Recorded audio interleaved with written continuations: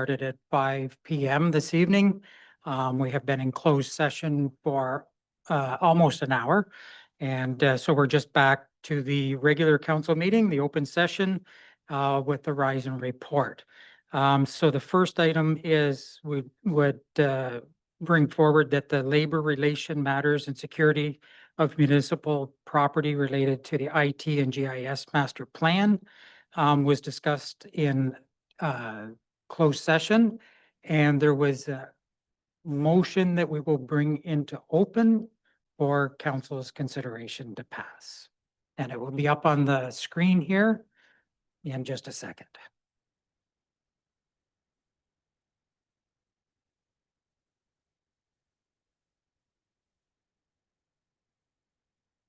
There we go. So, Councillor Broderick. Thank you, Your Worship. I would move that the report from the Finance Department dated January 13th, 2026, re 125 McDougall Drive outstanding taxation and utility issue be received, and that council authorize a 12-month repayment plan on the outstanding balance, provided that A, all payments are made on time by the property owner, and B, all current and future billings during the repayment period are paid by the applicable due date, and that council directs staff to charge interest on any remaining outstanding amount if the property owner fails to make the regularly scheduled monthly payments. So moved. Do we have a seconder? Deputy Mayor Town. Call the question. All in favor? Motion is passed. Moving forward, we have a presentation, and it's related from Blackline Consulting to provide a presentation on the IT and GIS master plan for Loyalist Township. And we will be bringing them in virtually.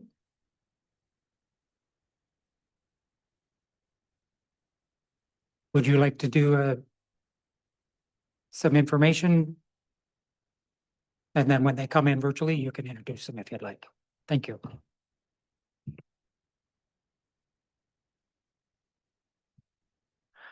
Good evening. I'm pleased to introduce Shelley and Yash Melwani from Blackline Consulting, who will be presenting the IT and GIS master plan to council this evening. In partnership with Geographic Technical Group, they were chosen just under a year ago to prepare the IT and GIS master plan. There were several components of the master plan that were presented earlier this evening, and Mr. Shelley will now proceed with presenting the rest of that master plan to you now.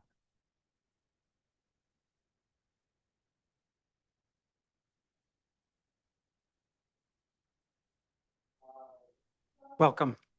Please go ahead and provide the information to council. Good evening, council. Thank you for allowing me to present this evening. As the presentation is being set up, I just want to give some context and background in the work we did. When we work with municipalities to develop IT and GIS master plans, our starting point is to review the IT that's in place and identify things that are working well, things that we think could be changed or improved. But ultimately, through consultation with senior staff, we try and identify the priorities they have that they're trying to move in their division departments. And then we start to think about, well, what can IT do to support those priorities? So our initial phase of work was to consult across the municipality. Once we'd done that, we started working with the IT team to think about those directions that would be most beneficial to the organization based on what we'd heard from the leaders. We did a number of working sessions. I think we did 3 working sessions where we went through a set of opportunities that could be pursued that we thought would be beneficial. And we finally wrap up the work as well as documenting the master plan, thinking about capacity and capability to deliver the initiatives that we've identified through the process. So we work iteratively with the organization. Here we're presenting the final draft master plan to yourselves. So if we can move on to the next page. We wanted to bring out a statement of what this master plan is trying to achieve. And there's keys to this statement that we want to indicate the change from where IT has been in the organization previously.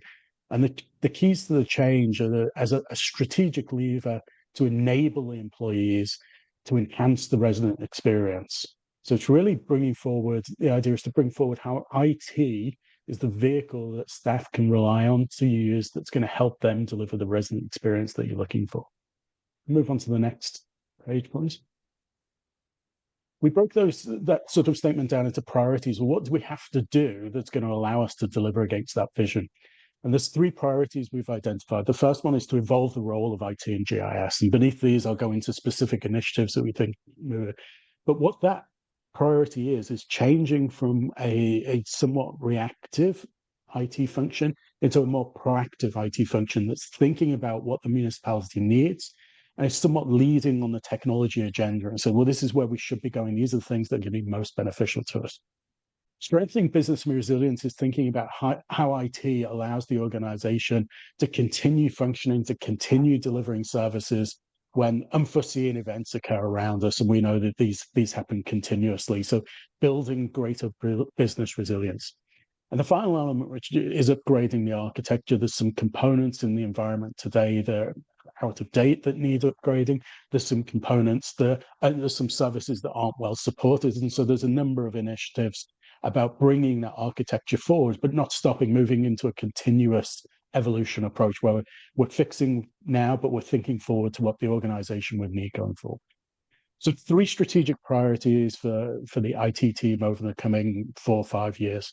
If we move on one page, I'll start to build out what specific actions the team is going to take. We did cover some of these in closed session. As you can see, they've been redacted to recognize that the initiative was there. But there is one that seems to be missing from here, which I wanted to introduce initially, which is currently the municipality works with a service provider who helps with the infrastructure management. They do some of the day-to-day support. They make sure the servers are working. They make sure the network's up. Our first initiative is to expand that role, to take some of the responsibilities from the IS manager at the moment, give them to the managed service provider. And the thrust of that is to say that what's really valuable to the organization is having an IT team that has the time and capacity to think about what we need going forward, not just to operate what we have today. So a slight shift in the responsibilities there, putting more onto the managed service provider, and then reorienting some of the time of the manager IT to be the owner of the architecture and the forward thinking. Second item here is formalizing governance of IT and GIS. And what we mean by that, what I mean by that, is working out who gets to make decisions about these. And ultimately what that means is engaging people across the organization to be involved in IT decisions and to be thinking about what the organization needs, but also to be discussing the trade-offs and compromises that they're going to have to make. And I'll talk a bit more about how that would, you'd see that in practice when we get into the third priority. But we know that you can't have everything you want from IT right now. And so part of that governance is making some of those decisions and trade-offs, making sure that the priorities of the organization as a whole are being met, not local priorities that maybe somewhere else there would be a higher value initiative we could have taken. The last piece in this, again, is moving that role of IT away from the day-to-day support, thinking about the future, but exploring emerging technologies. And we'll talk a bit about AI as one of those technologies a bit later, but having a formalized approach where IT is looking at what technologies are coming into the market, what technologies are becoming more prominent in municipalities, and then looking back at the organization to see whether there's opportunities and value starting to adopt any of those technologies. So a much more proactive approach to the evolution of IT in the organization. Move on to the next one, please. Business resilience, we've covered most of these items. I'll reiterate the final element of having a completely integrated emergency response approach, so that all of the processes, procedures, policies, preparedness that relate to incidents and emergencies have a consistent home, one place where we're applying consistent standards, consistent expectations. We talked in the closed session a bit more about that emergency response integration. Move on to the third pillar. This is where we move much more into pointed discussions of the IT systems that are in place. So going back to my comment on governance, on who gets to make what decisions, you'll see there that there's the very first system bullet there relates to the finance system as it stands today, the enterprise resource planning system, it's past really what people would consider its useful life. It's a system that is not reflecting modern technologies and modern approaches. The municipality has faced limitations with it over the years and what it can and can't do. Remote working was one example recently that they've had to find workarounds for so that they can allow people to access that system remotely. So replacing that system will be a substantial project. I said it was a finance system currently, but these type of systems are often much more than finance systems. It could be finance, it could be HR, payroll, it could be time and attendance, it could be asset management. There's a whole raft of activities that can fall within the scope of this sort of a system. We go back to that governance, we want representatives from across the organization involved in making that decision. What's the right shape of system for this municipality to adopt? What's the right sort of functions that should be rolled within it? So I want to make that as a very practical example of how we need this IT governance and GIS governance across the organization to make those decisions. It also means that if you undertake that, that likely will mean that other IT systems that people need, for instance, the next one, the records management platform, we don't have the capacity to do that at the same time, likely. And so that group who we would ask them to be involved in governance needs to ratify those type of prioritizations. Should the ERP system go first or not? We're suggesting it is. But as you get into practically implementing this, having a group that can validate those type of decisions, we know that things change over time. And that group would then come back and be aware of those changes and the factors that need to make that decision. The final aspect around ERP, and I'm laboring it slightly because I think it is really, really important. It's something that you need to get onto quite quickly. Microsoft is one of the common providers of finance and ERP systems across industries, but within municipalities as well. And they've just recently announced that they are ending support to one of the common systems used by municipalities in Ontario. And what that has led to is that over the next 2, 3, maybe as long as 4 years, lots of municipalities in Ontario are going to be doing this project. So if the organization agrees that this is important to get on with, it's something that has to happen soon to try and avoid this large number of municipalities that are going to be trying to do the same thing with the same set of vendors. And so there could well be a constraint on vendor capacity to deliver the solutions. Second system is an example of a gap in functionality, which is acquiring a records management platform. As I'm sure you're all aware of the municipal responsibilities for record management and freedom of information. It's absolutely common, and there are systems out there that are very geared toward municipal record management, but organizing that information, making it accessible, even to the extent of making sure you're removing information when it's reached the end of its life. So having a formal records management platform. The third recommendation we have here is for a municipality your size, you arguably do have quite a number of separate systems. There's limits to the connections and there's limits to the sharing of information between those systems. So this third recommendation is to start to look at that architecture and say, are these the right systems for us?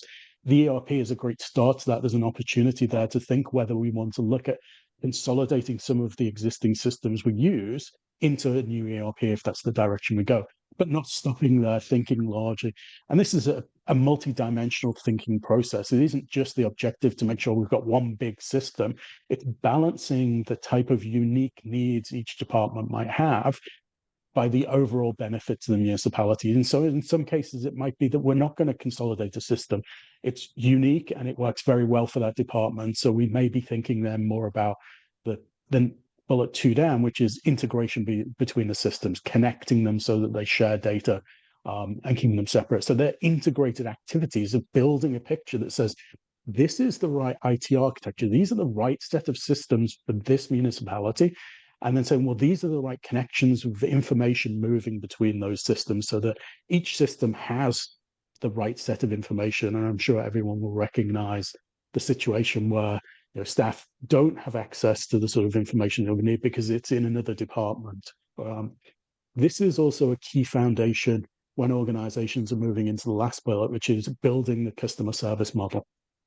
If I know a customer service strategy was done recently, and IT is, a common component to support that customer service model.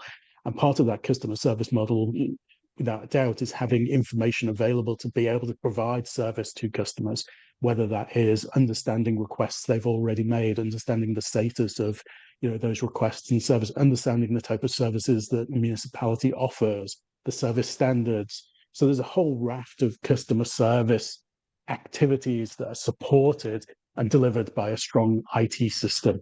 And again, once you look at these components, the integration, the customer service model, the replacement ERP, and the consolidation, this implies a really forward-thinking, progressive approach to IT systems to say, what do we need? It's not delivered, again, overnight in one hit, but it's built upon each element. Having a master plan of this nature means that when we start element 1, we're thinking about elements 3, 4, and 5 at the same time, even if we're not delivering them. And the worst case is to go out and replace your ERP without thinking about consolidating systems, without thinking about integration, without thinking customer service, and find out when you get to those items, the ERP isn't very helpful at that point because they weren't on your mind. So laying out each of these initiatives, even though they're over 4 or 5 years, we want to make sure that people have in their mind how we're going to build that architecture over time. Move on to the next page, please. There isn't a specific AI initiative in there. And part of that is that there wasn't necessarily identified a thrust, a need, an urgency for it, but it's something we don't think should be ignored. So we have included the concept in that emerging trends. It's one of the trends that should be monitoring. And we've laid out a plan of how the municipality should start to prepare, which is to establish where you could use AI. And there's so many use cases within municipalities for AI's potential. Assessing the ability of the organization to use it, and then establishing some guardrails, some guidelines to say, this is how we should be using it, this is the way we should, this is the way we shouldn't. The chart at the bottom gives you an indication of how that might be developed out. There's sort of a couple of concepts. Are we going to focus internally on applying AI and we're going to look at process automations? Are we going to focus externally? Could be both. But I think with AI, there's a very steep learning curve, and so organizations should focus one area. The second dimension we pointed out here is, are we going to use public AI tools? Are we going to be using the chat GPTs of the world? Is that the type of automation, so that we're going to use, a chat GPT to summarize reports for us, to transcribe meeting minutes? Or are we going to be looking for more proprietary tools, something that's developed using the information, the knowledge in the organization? And I've given the example there of building application processing, where that's not a publicly available service, but you can acquire AI tools and use them and train them using, historic building applications to go and do reviews of plans that are submitted. So there's an example of the first level of decision making we're suggesting that the organization go through with AI, so you're becoming more prepared. This doesn't mean that you can't leap onto some of the opportunities quickly, but I think definitely information and information privacy is probably one of the first things that you really need to get very clear on what you're willing to use within an AI tool, particularly a public AI tool. Move on to the next one, please. As I keep mentioning, we've laid this out over 5 years. If we can open the timeline up so we can see the rest of the timeline. For a number of initiatives laid out here, I'm going to point, you can see where they are, but I'm going to sort of explain some of the timing of some of the initiatives, not all of them. But the Exploring Emerging Technologies reflects that that's an ongoing activity. We don't want to lose it in the plan, but it should be happening continuously, and there should be a formal sort of cadence and procedure that goes along with it, whether that's, we attend 4 events a year and then we summarize what we've got and then we go out and explore with there should be a formal cadence behind that of what we're going to do. Back to the integrating emergency response, that's a repeated activity where we see that each year we extend the integration and learn from the experience we have during the emergency response events. So I did touch on this already, but we've got the replacing the ERP system running through 26 and 27. Replacing a system starts with understanding needs, goes through a procurement, and then gets into the implementation. So even though we've laid it out here through to second half of 2027, that's still a fairly aggressive schedule when you think of the various activities, that understanding the needs and the requirements. It's a 3 to 4 month exercise on its own. Preparing and publishing and completing a procurement can be another 6 months on its own. Some of these things can be accelerated, but I'm just sort of giving you an indication of a common time frame. Lots of the vendors these days are saying implementation is a 9 to 12 month activity. You have data migration from the existing system. There might be parallel running.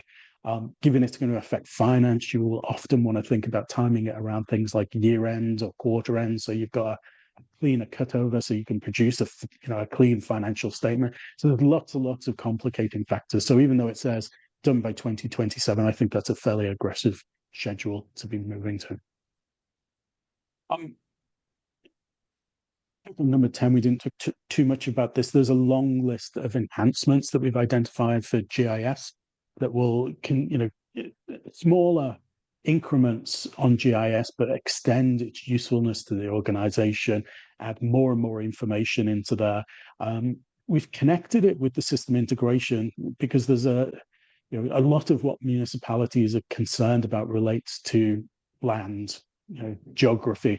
And it could be, some municipalities that are thinking of the GIS as that sort of foundational data system, the anchor to a lot of their information. So we've connected, as well as the enhancements, we've connected that strongly into the system integration that you'll need to think through. One of the big components, if you think, forward, typically there's a big component of data in the ERP. There's a big component of data often in a works management system. There's a big component of data in a GIS system. So when you get into the integration, that's where you're going to start is thinking about where our large data sets are and where we need to exchange between. If we move on to the next. We've included indications of one-time costs, and each of the initiatives has a one-page write-up that's got a lot more detail and a lot more indication of one-time costs. These are the sort of costs we think the municipality would need to spend to implement these recommendations. And each of these would be brought back to council closer to its launch and presented more formally, requesting budget where it was appropriate to make that request. So these are provided for information at this point in time. The normal budgeting process would go through. Go to one more as well, please. We've also included labour estimates over the 5-year period, and that works out to about half a staff member a year in labour. Some of that labour can be mitigated if you're going to use consultants to assist you with this, but you can see how we emphasise that shift in focus away from the day-to-day support and into these type of initiatives of thinking about the architecture, thinking about the core systems, working with vendors to procure new systems, to implement new systems, to connect the systems and share data. Very different set of activities than the IT team is largely occupied with today. So that's why it's important to have that shift in focus and have the team have capacity to be able to deliver against the strategic plan. Move on to the next page, please.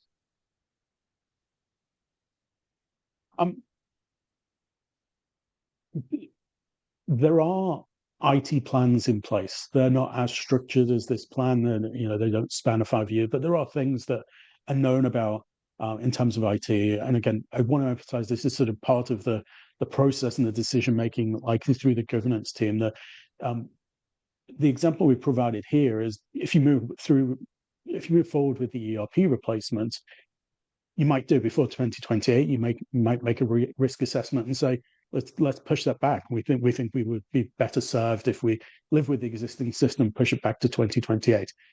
When you get there, you may decide, as today you have a on-premise implementation. That means the system running in the computer room, or it might be a cloud implementation. We think the most likely scenario is a cloud before 2028, but these are the scenarios that could play out. Each of these scenarios brings with it an implication. If you go cloud, then the server refresh that's planned for 2027, there's nominally a budget being developed to refresh those servers, could be deferred potentially. Maybe it's less expenditure. So I want to emphasize that as you go through this strategic plan, it's not going to be delivered exactly how it says here. This is the plan. And at each point, there's other factors that are going to be brought forward particularly around that budgeting I mentioned. So each budget cycle, expect to see items come forward that explain why that's the budget that's requested, and it's not exactly the number that was in the strategic plan when it's first contemplated, because there are these operational plans that are already in place. I think we have one more page, or was that the last one? No, that was the last one. So that was the last of our presentation. I certainly welcome any questions anyone has. Thank you for the presentation. Council, do we have any questions at this time for the consultants? Being none, thank you so much. We appreciate it. And we do have a recommendation before us. Would council like to make a motion? Councillor Broderick.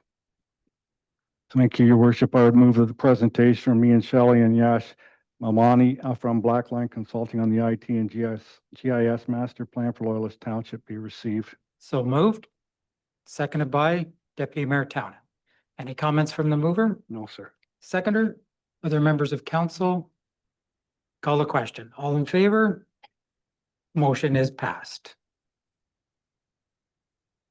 And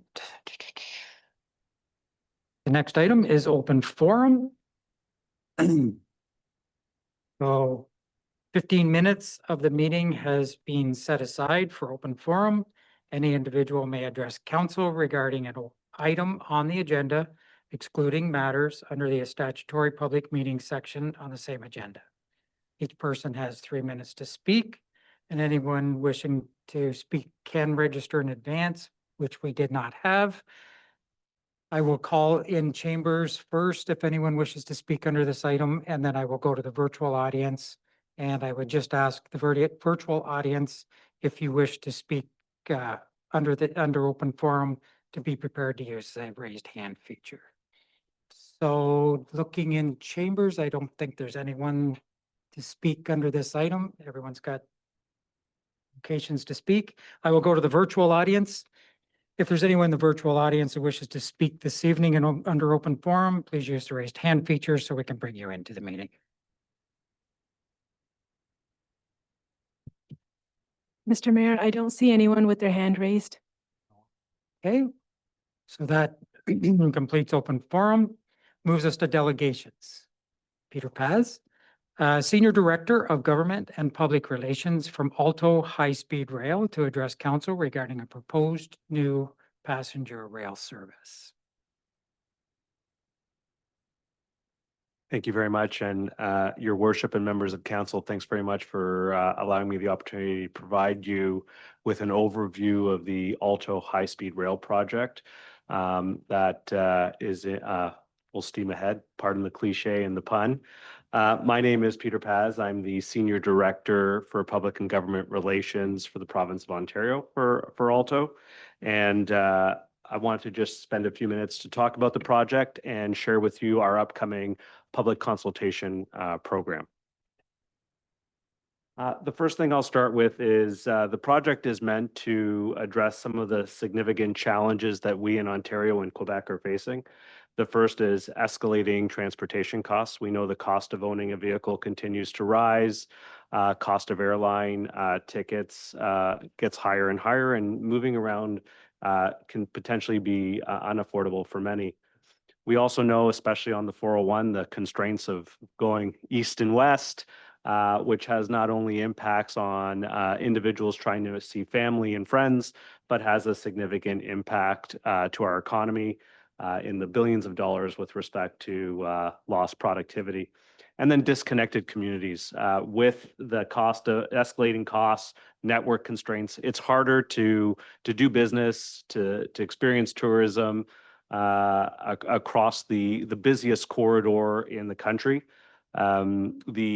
The Toronto to Quebec City corridor represents around 45% of the Canadian population and around 40% of the country's GDP.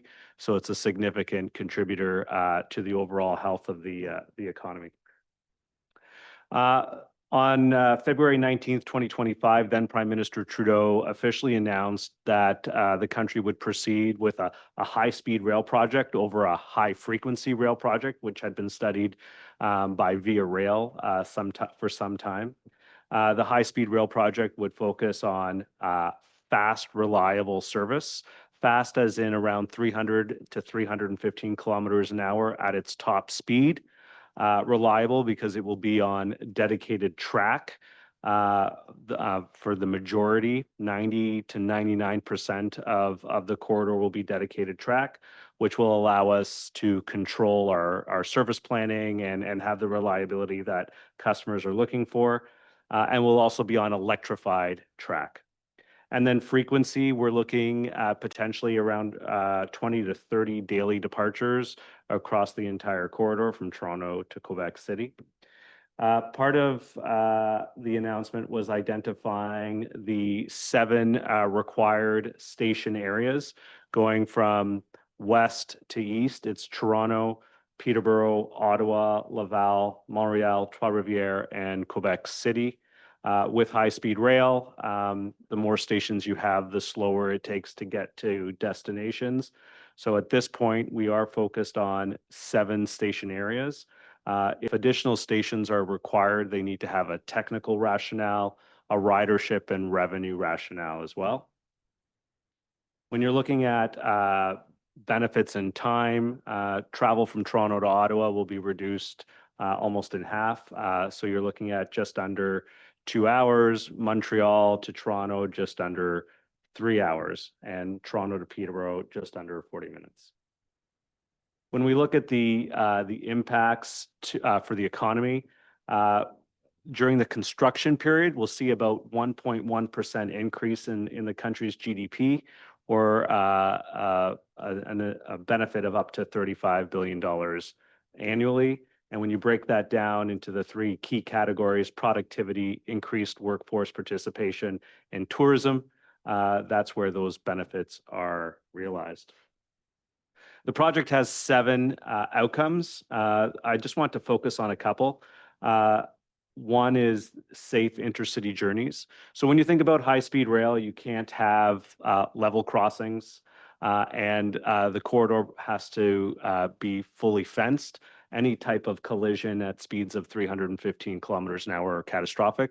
So we have to ensure a 0% accident rate. The second outcome I'd like to highlight is minimizing financial costs to taxpayers. Every dollar that we spend is a dollar that is earned by Canadians and residents of the country. And then the third outcome that I just wanted to spend a moment on was around Indigenous relations. We are required to achieve duty to consult, but for us as a project office, we see that as the bare minimum.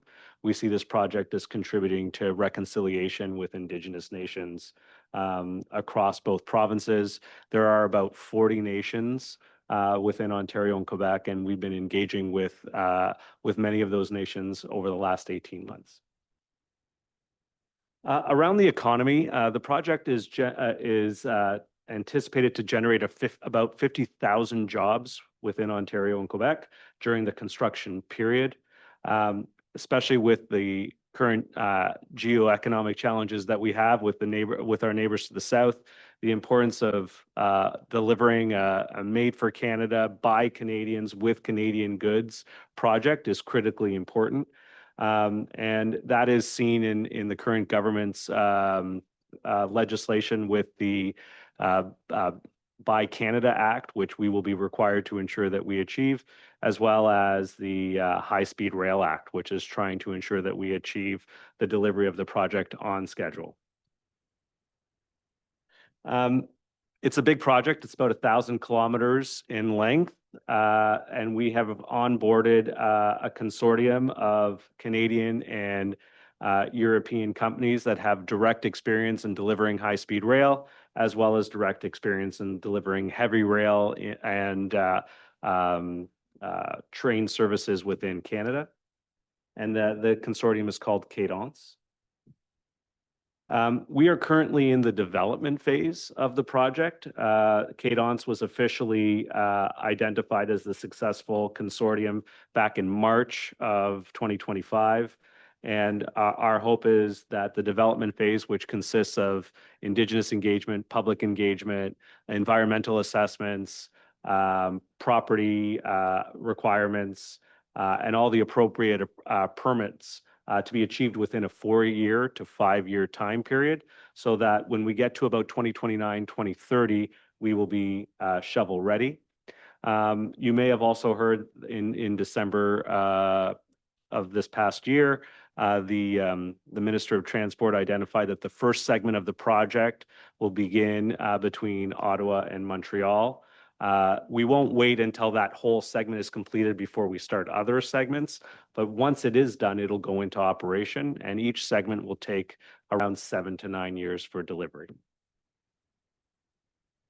And I've spoken to this, but during the development phase, we will be focused on stakeholder engagement, public engagement, Indigenous engagement, working with host rails, CN, Metrolinx in the Toronto area, the REM in the Montreal area, to ensure that any shared joint corridor access, we have good consultation with them. I want to spend a moment on community benefits. This is a project that we have begun developing, and that is focused around ensuring that communities from Toronto to Quebec City and everywhere in between, especially in Eastern Ontario, have an opportunity to contribute to the project. We start with workforce and apprenticeship, ensuring that equity-deserving groups, economically disadvantaged individuals, local residents have an opportunity to work on the project, gain the skills necessary to contribute to the project. Around social procurements, minority-owned businesses, women-owned businesses, local, small, medium-sized businesses have an opportunity to compete and win on parts of the project. And then lastly, neighborhood enhancements. We know that communities will be impacted by the project. The corridor is long, and we want to ensure that communities that are along the corridor have an opportunity to benefit from the project. The example I like to use is if we require public space to stage heavy machinery, we are required to return that space back to the condition it was. But with engagement with council, with communities, how do we make that space even better and leave it in a better condition than it was before we got there? And that's in our effort of being a good neighbor. I want to spend a moment just on public engagement. Starting this week, we will be launching our public consultation period, where we will be doing roundtables, open houses, virtual sessions, and online consultation across the entire corridor. In Ontario, we will be doing 12 open houses, 17 roundtables, 5 English virtual sessions, 5 French virtual sessions, and then any resident within the country is welcome to go onto the online portal and review all of the consultation material and provide feedback.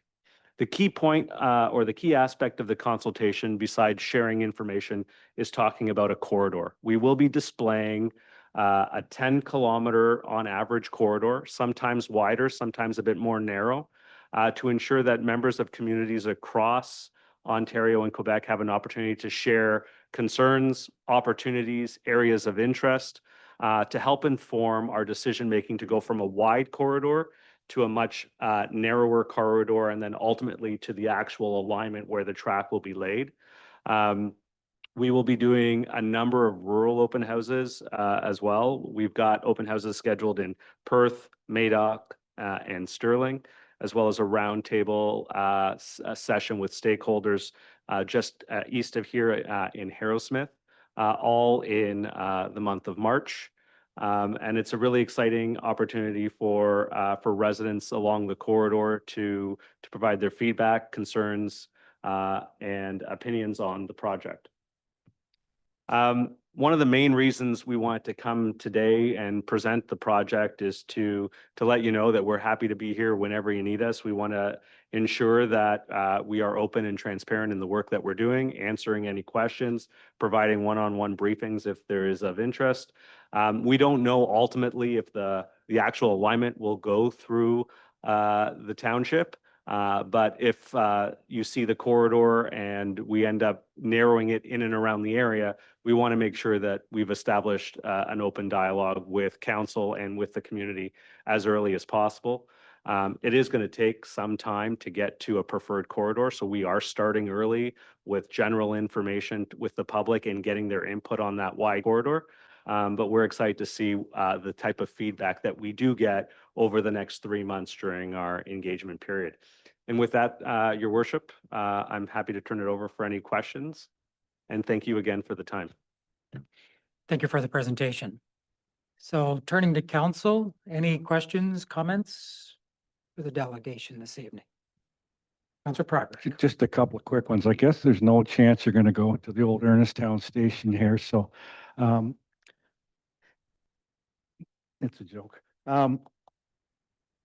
You know, in the past, and I'm old enough to remember when we talked about the Windsor to Quebec City corridor, and I don't know if this is in your sphere of influence or thoughts. Is that going to happen eventually? Thank you, Councillor. So right now, the project is specifically focused on Toronto to Quebec City, but we have received direction from the federal government to begin a feasibility study of expanding from Toronto to southwestern Ontario. Last quick one. So it's going to be a dedicated line. Will you be being electrified, will it use stations that are in place, or will there always be like a building new station in Montreal just to serve your needs? Early thinking, certain geographies will require new stations, for example, Peterborough and Trois-Rivières. Existing urban areas like Toronto and Montreal, I'll speak to Toronto, for example, we ideally want to be in and around Union Station. It's the most heavily used train station in the country. It's well integrated. If the constructability of putting a station at Union Station is too difficult and too cost prohibitive, we want to be sure that we're as close to Union Station as possible, no more than a kilometer from it. Other members, Deputy Mayor Townend. This is just a comment, and it won't be your responsibility, but I think for a lot of residents in Eastern Ontario, they will see this as competing with government, much needed government in the existing corridor that we have with CN. Like, as someone that travels to Toronto on a fairly frequent basis and watches the transports on the 401 go faster and pull off because a freight train has to go by because there's only one track, you know, there's much needed investment in that too. So I think that will be, you know, a challenge in terms of getting municipal support in Eastern Ontario, as much also because, of course, it's not coming through, you know, this part of Eastern Ontario. So that's, you know, just a friendly comment of recognition that I'm sure is not news to you, but. And Councillor, if I may for a moment, we see Via Rail as an important contributor to moving people in Eastern Ontario, and they are going to be deeply required even after high speed rail is delivered. It connects a number of Eastern Ontario communities. It's a lifeblood for many, and it's an excellent service.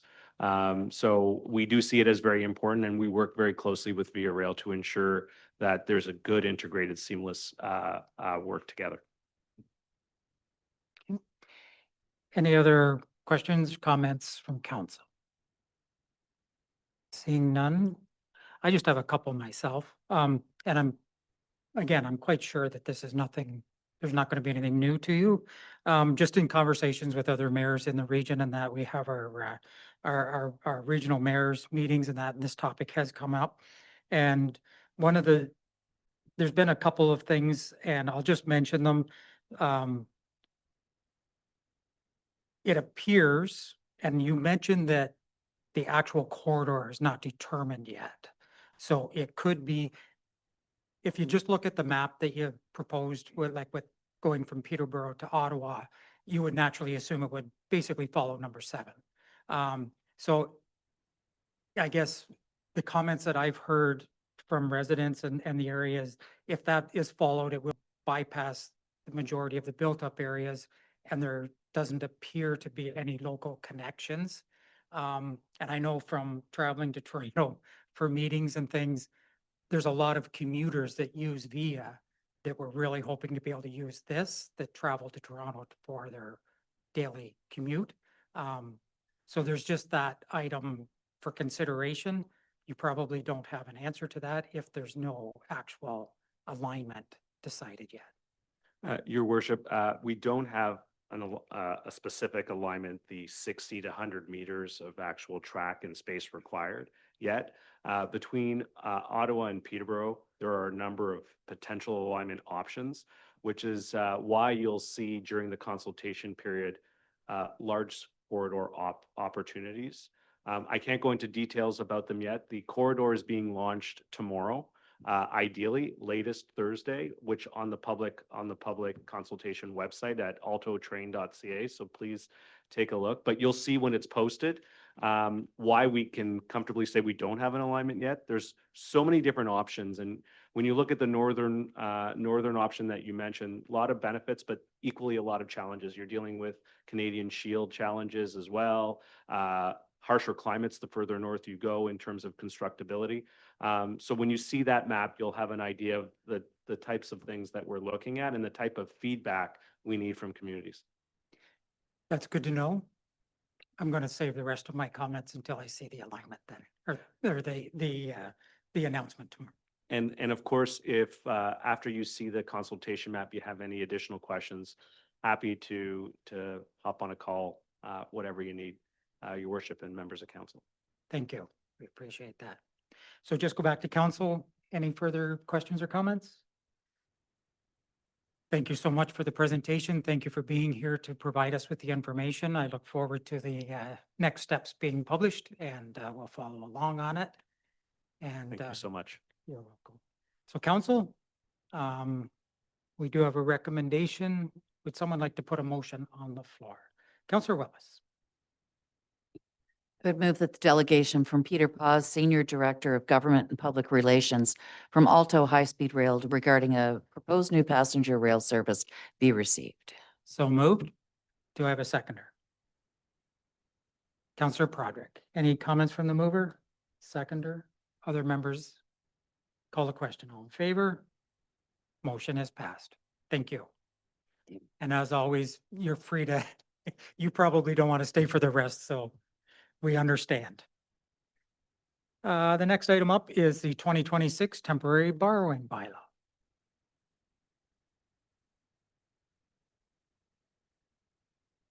Welcome. Is there anything additional that you have to share this evening? Thank you, Your Worship. I think the report in the bylaw is pretty straightforward. This is a bylaw we pass every year. Basically, it gives us some overdraft protection throughout the year if we ever needed it at the bank. At this point, we're not anticipating to need it, but it's good to have it in place if the issue arises. Thank you. Council, we do have the report in front of us.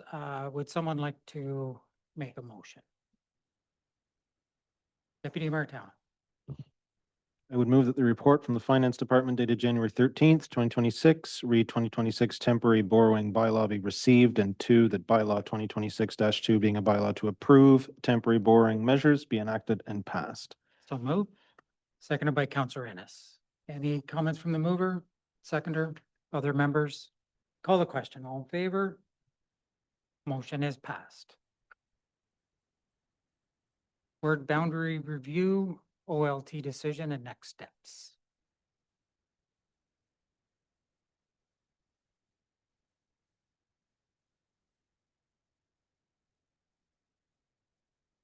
Welcome.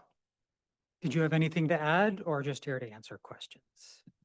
Just here to answer questions. Thank you. Thank you. So council, we have the report before us. We have a recommendation. Would someone like to put a motion on the floor? Councillor Broderick? Thank you, Your Worship. I would like to move that the report from the Clerk's Division Reward Boundary Review OLT decision and next steps dated January 13th, 2026 be received, and that the 2025 budget for the Ward Boundary Review be increased by $40,000 to be funded by the Working Fund Reserve. So moved. Do I have a seconder? Councillor Willis. Be looking for comments from the mover? Just a few comments. I think, I get around the township quite a bit, and having been to all the town halls and numerous events, and I don't hear in the community right now anyways, a big urge to move ahead with anything right now. And I'm looking at, if I read the report correctly, spent almost $125,000 on this, and I don't think at this time anything more than receiving the report is appropriate. You, seconder? Deputy Mayor? Yep, just use your mic, please. I would. Wrote down what I wanted to say. I think I would move to make an amendment to the motion that staff be directed to bring this matter in 2027 for council's consideration and direction. And if I could get a seconder for that, I could explain. Okay. So moved, the amendment. Do we have a seconder? Councillor Broderick. So we will deal with the amendment first, and then we will go back to the motion. Okay. Mover? Yeah, my intent with the amendment is it doesn't, if we just take the motion as it stands today, there's essentially nothing. We're agnostic about any future process. What this does is it ensures that, whether the next council wants to do a ward boundary review or not, that it comes to that council for sure, to be dealt with. I mean, I think, it provides some degree of certainty for those who might be upset with, with the fact that we are status quo for 2026, that, this will be dealt with in the next term of council. Okay. That's my thoughts anyway. Thank you. Seconder, any comments?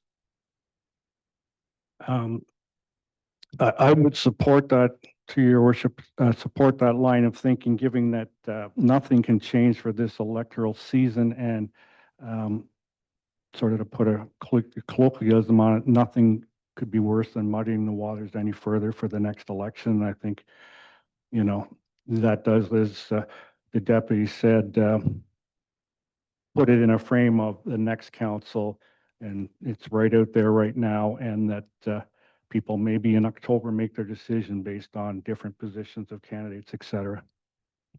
Thank you. Other comments? Councillor Ennis. Mr. Mayor, so we're just voting on this particular amendment right now? To The amendment first, and then we will go back to the original motion. Thanks. Comment? Any other comments on this? Seeing none, we will put the question for the amendment only. Do you want to just, sorry, go ahead. Through you, Mr. Mayor, to council. I just wanted to give a heads up that if this amendment passes, there can be no contrary amendment put forward.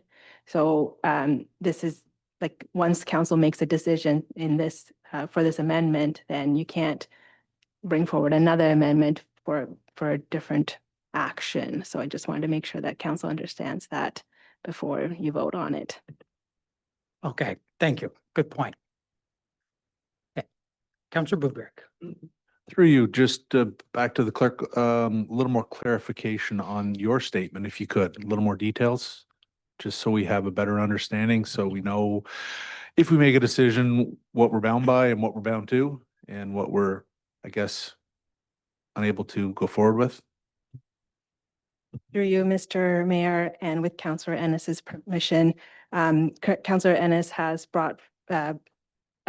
sent to me a draft motion that he's working on, which may be contradictory to the motion that's on the floor right now. So I just wanted to make sure that everyone understands that if this motion passes to direct staff to bring this matter to 2027, then we another contradictory motion can't be considered.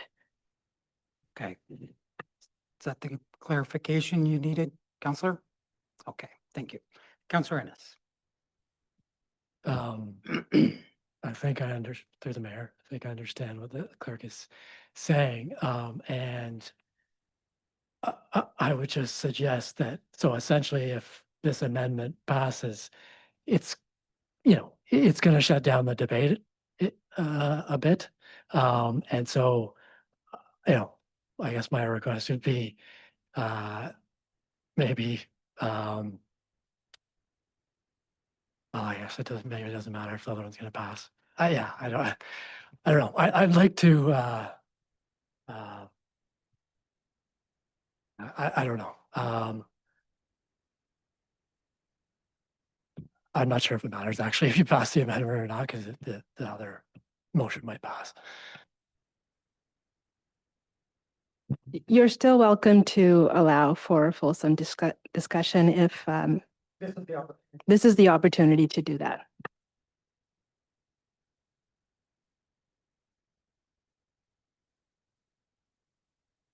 So also for Counselor Innes's benefit, the vote on the amendment then goes back to the original motion with the amendment in it, and that can be debated as well. Yes. Yes. Am I correct?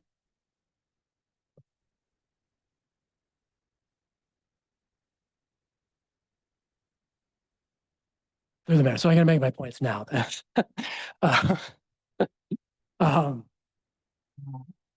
So I'm not going to be supporting the amendment or the original motion. My view is that we should finish the ward review that we started, and we should finish it as soon as possible. We should not stop or cancel the ward review before it's finished. The ward review will be finished when a change to the status quo is passed and it is not appealed or it survives an appeal. That's when the ward review will be over. The township's our own expert Watson consultants found that the status quo wards to be problematic and that they do not ensure effective representation. All citizens have the right to effective representation in government. This is a democratic right enshrined in the Canadian Charter of Rights and Freedoms. The OLT has taken one of the final options proposed by our Watson consultants, one of the final options for change off the table, but there was a second final option. And the OLT did also conclude that final option 2 was reasonable. So in my view, I would like to see, and it doesn't cost taxpayers any more money, that staff bring forward final option 2 to council for consideration for adoption at a future meeting. The need for change to the wards hasn't changed. The reasons we undertook the ward review haven't changed. If anything, it's become more imperative to finish the ward review and be clear with the public. We should finish the ward review that we started. We should not delay it to a future council, and we should finish it as soon as possible.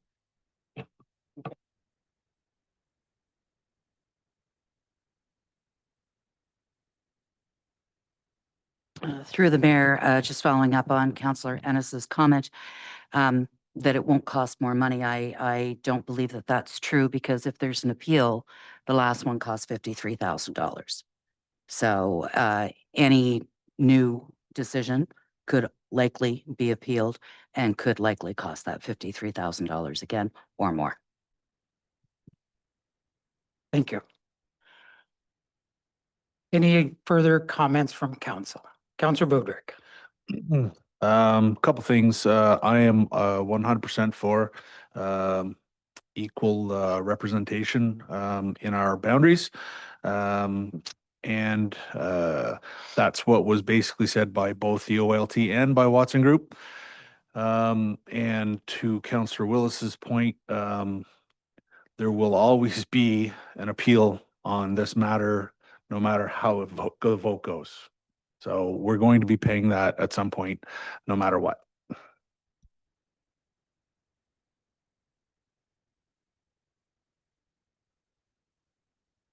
through the mayor, and just on the cost to date, the $53,000 for costs due to the appeal were due to the majority of council voting for final option one, which the OLT since repealed, and choosing to spend that amount of money in attempting to defend final option one. That is why $53,000 of taxpayer money was spent on the appeal.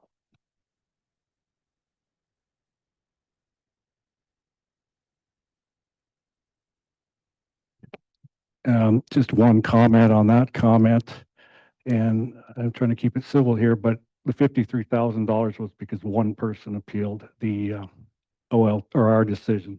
And I'm just going to try and draw it back onto the subject here.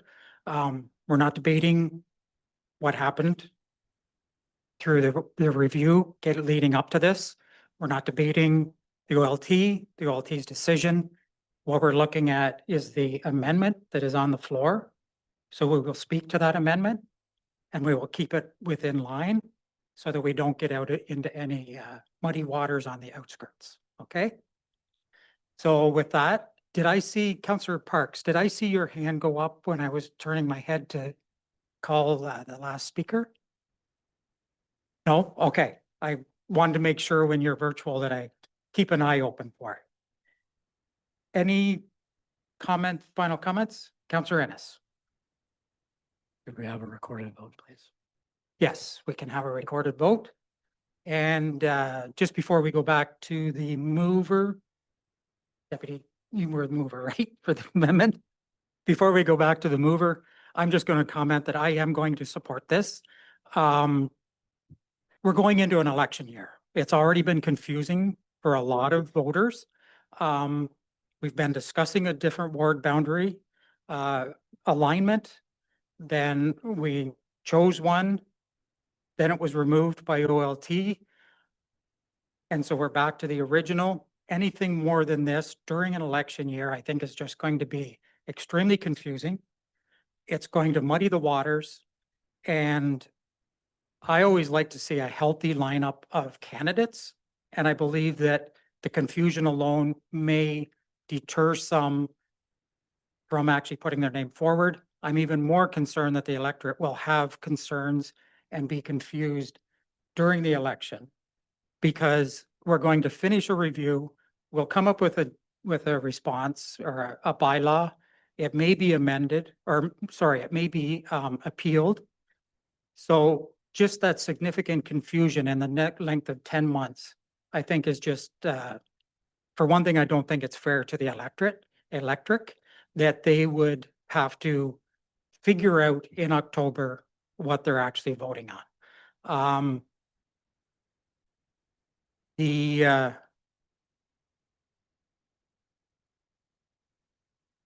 The other thing that I'm looking at is we're assuming that we would narrow it down or just come back with the last options that were provided. Once the community of interest has been removed by the OLT, by someone who it didn't appear that knew the area anyway, once that's removed, it does open up other options. I think it would be very narrow-minded to be able to just make a decision on the original options that were provided, considering the community of interest was such a large item throughout the whole discussion, throughout the input from the public. Once all of that is removed, there may be several other options that are out there, but they just didn't rise to the surface because of the focus on community of interest. The other thing is, related to cost. Staff are already going to be they already are working on an election. The staff that are working on the election would be the ones that would be administering the review and bringing it back to council. So they can only work on one thing at a time. So in all reality, we probably would have to bring in an external source to be able to assist council through the remainder of this process. That is an additional cost. It's not in the budget. It would be over and above the budget. that the taxpayers would be absorbing. I just think that because of all the things that I've mentioned, to force council to try and pass a bylaw in the election year to change the ward boundary reviews, but not for this election. It would undermine the election, and I think it would just be inconsiderate to the electorate as well as disrespectful to them, to put them through that and then expect them to have a full turnout for the election itself. Back to mover. Recorded votes requested, so if the clerk will do that. So council, a recorded vote has been requested, and this is for the amending motion, which reads that that staff be directed to bring this matter in 2027 for consideration and direction. So I'll start calling out the names of the councillors, starting with Councillor Ennis, Do not support. Councillor Parks,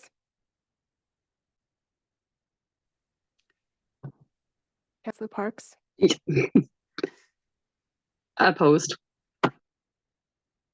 Councillor Broderick, In favor. Councillor Willis, In favor? Councillor Buderick, Opposed. Deputy Mayor, In favor. and Mr. Mayor. In favor. Council, so that motion passes 4-3. Okay, so now we're back to the original motion. And when we look at it, do we look at it with the amendment included or just the two items that were in the original? So there'll be three portions, the two that are in the report and the amendment attached to it. Okay, thank you. So we're back. So I'll start again. Mover, Councillor Broderick, was it? Right? Did you have any additional comments? No, I think I'm good right now, your worship. Okay. Seconder was Councillor Willis. Nothing more. Other members of council? Seeing none, back to the mover for final. No further comment. We will call the vote. Was there another recorded vote requested? Did We have a recorded. record a vote? Okay, the clerk will proceed. I'll start with Councillor Ennis, Opposed. Excuse, Mayor, Yes, could I just have that motion read out, please? the motion reread? Yes, please. Okay, yes. The clerk's going to bring it up on the screen and we can read it. Once it's up, if you want it read out too, if it's hard to see on your monitor, then we can do that as well, Councillor.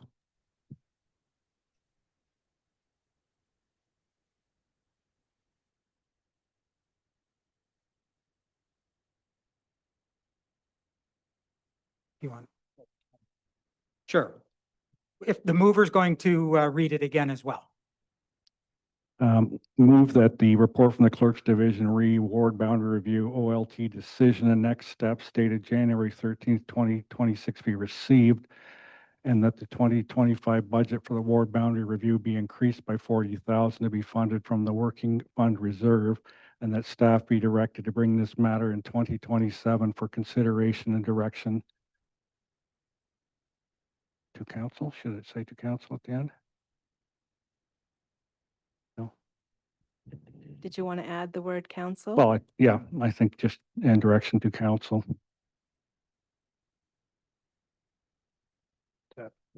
Okay.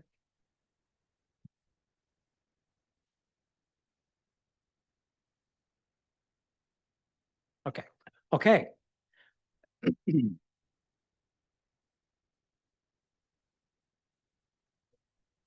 Sorry, just fixing the grammatical Okay, errors. Okay, I will start I did call out Councillor Ennis, so Councillor Parks, Opposed. Councillor Buderick, Opposed. Councillor Podrick, In favor. Councillor Willis, In favor? Deputy Mayor, In favor. and Mr. Mayor. In favor. Okay, and council, that motion passes 4-3. Thank you, the clerk. Okay, so the next item up is information technology and GIS strategic plan.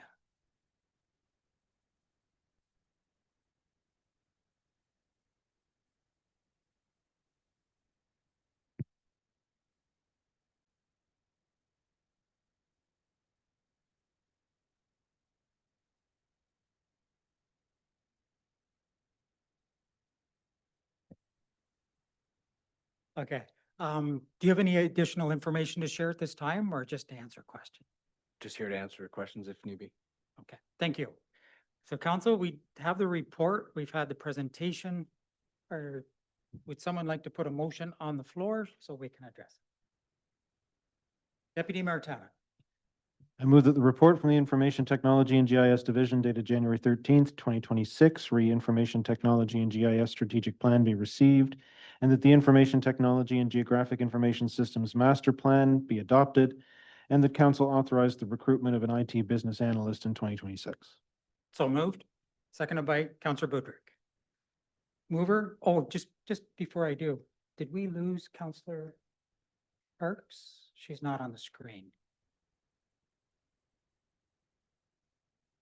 Oh, okay.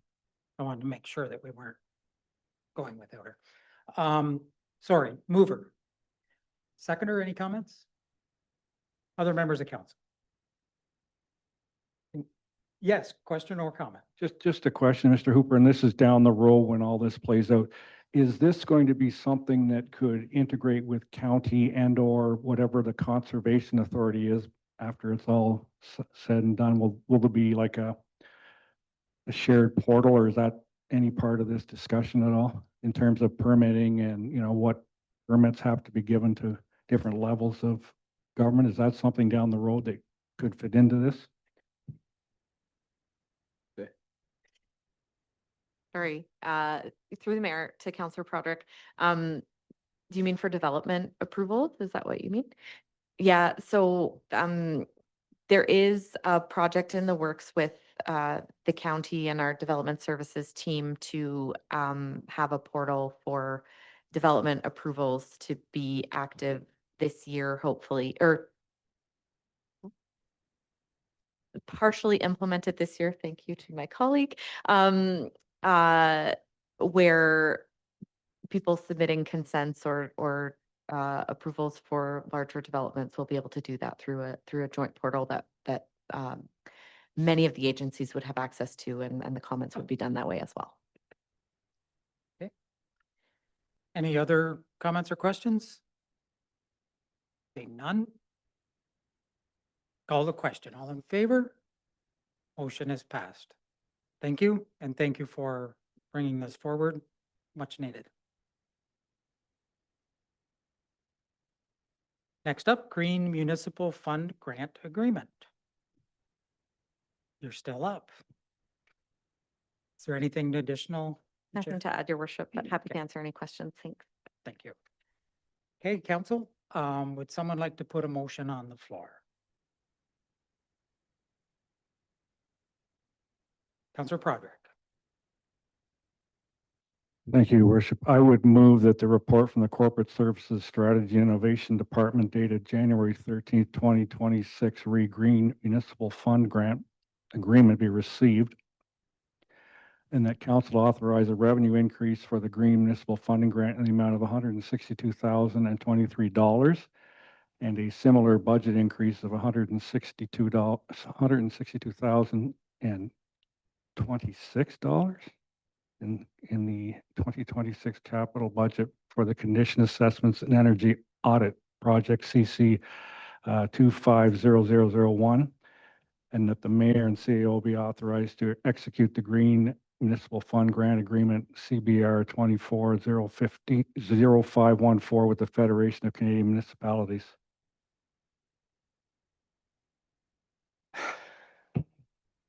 Sorry, if I could, your worship, those should both be $162,023. Apologies for that.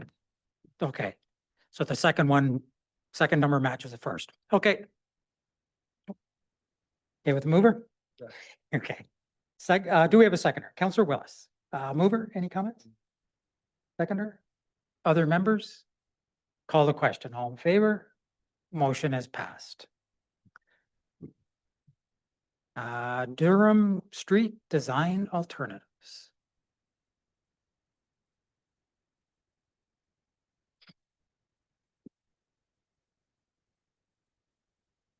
Welcome.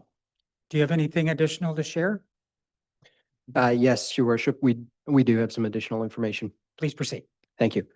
Following the submission of the staff report, the survey results on the engagement page were closed regarding some additional consultation we are undertaking on the alternative number 2. That was not provided in the staff report, so just wanted to provide a verbal summary to council here. So we received 27 comments through that process. And the results on that consultation appear to be split roughly evenly into 3 main camps. So the first group supports alternative 1, second group supports alternative 2, and a third group preferred reinstating the existing conditions. Looking at the comments, while we don't have the address data, they seem to appear to align where the local homeowners in the immediate vicinity prefer alternative number 1. So that's the cul-de-sac option. The parents completing student drop-off appear to prefer alternative number 2, so the one-way alternative on North Street, and then a mix of comments supporting the existing conditions. In the staff report, and through previous consultations at the Public Information Center that we did in person in the fall, and through discussions with the parent council, all of that pointed us towards alternative number 2. But after doing that further page consultation and surveys, the public opinion appears to be more split than had been initially indicated in the staff report. Okay, thank you. So with that, council, we do have a recommendation before us. Would someone like to put a motion on the floor? Councillor Budrick. The report from Engineering Environmental Division dated January 13th, 2026, RE Durham Street Design Alternatives be received. The council approves design number 2. The council be direct staff to bring back a revision to parking law bylaw 2007-031 permitting on-street parking on North Street, and that council authorize staff to obtain an easement from the school board for winter control operations as necessary. So moved. Seconded by Deputy Mayor Town. Mover, any comments? The only real comment coming through this is really when you think about the most important thing would be the safety of children being dropped off and picked up from school. That is what we're looking at most importantly. And I think that is worth going in that direction for. Thank you.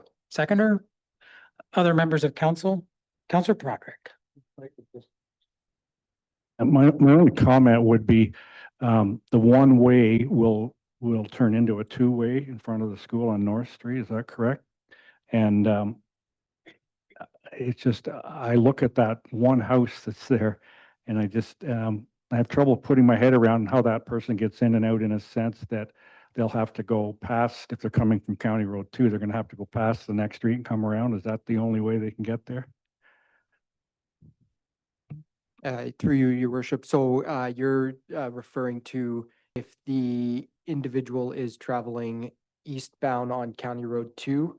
Yes, in that case, their quickest route they would have to travel down West Street around and then turn left onto County Road 2 at Old Wilton and then go up there.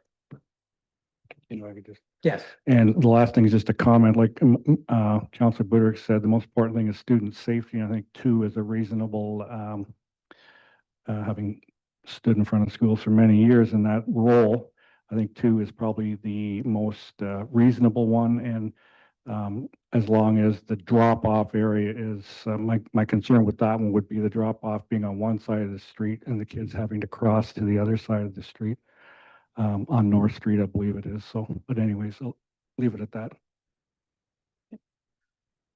Other comments from council?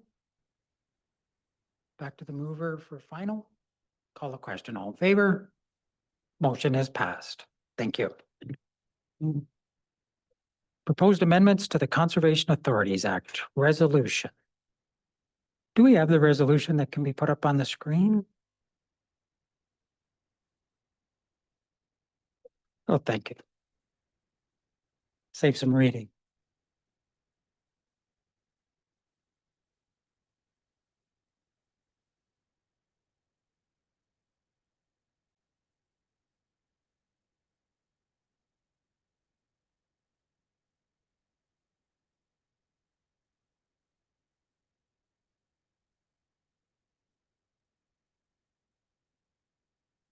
Thank you.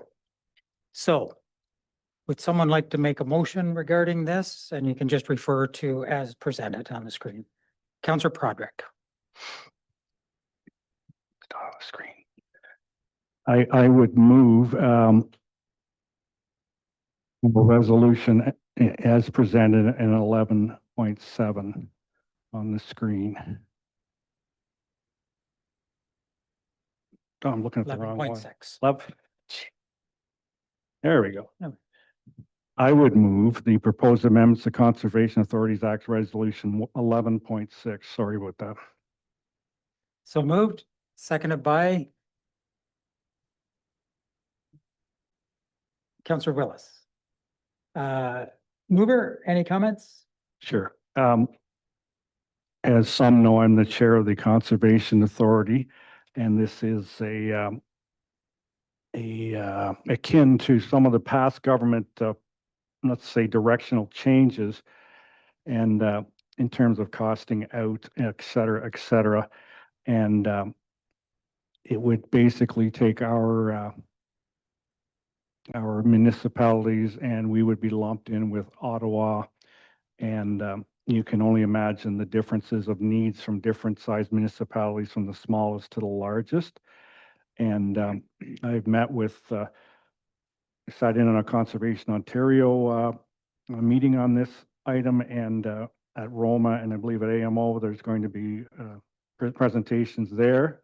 And the only thing I would ask about this, if at the end, if we could add that a resolution be sent to Ted Hsu, MPP for Kingston and the Islands, as he's taken sort of a lead on that in the House. Okay. Seconder, is that a friendly to add Ted Hsu? Okay. No comment then, did you say? Okay, any other comments? Call the question. All in favor? Motion is passed. And 11.7, OMERS governance matters to municipalities from AMO resolution. It's coming up on the screen.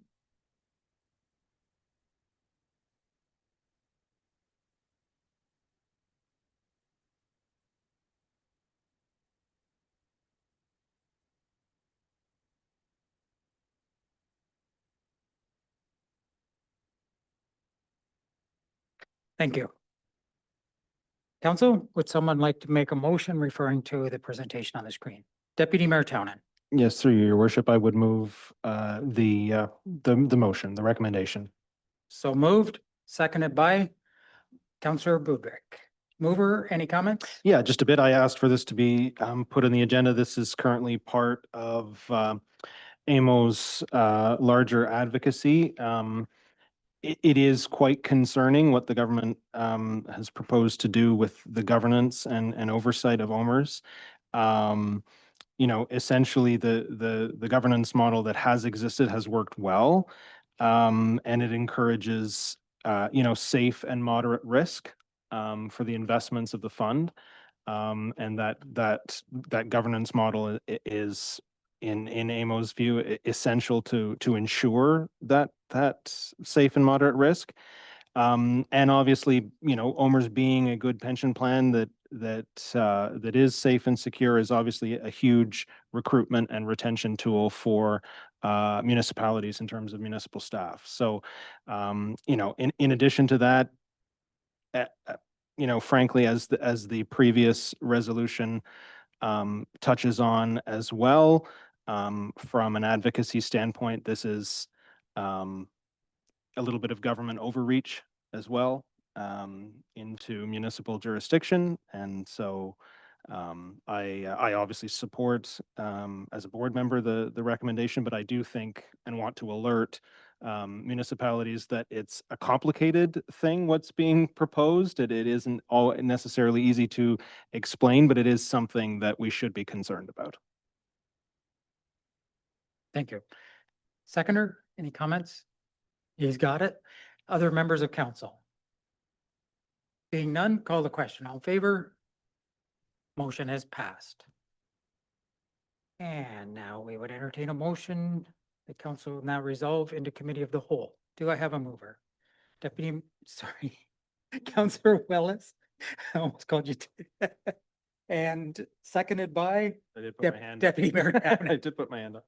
The deputy was going to get in there. Call the question. All in favor? Motion is passed.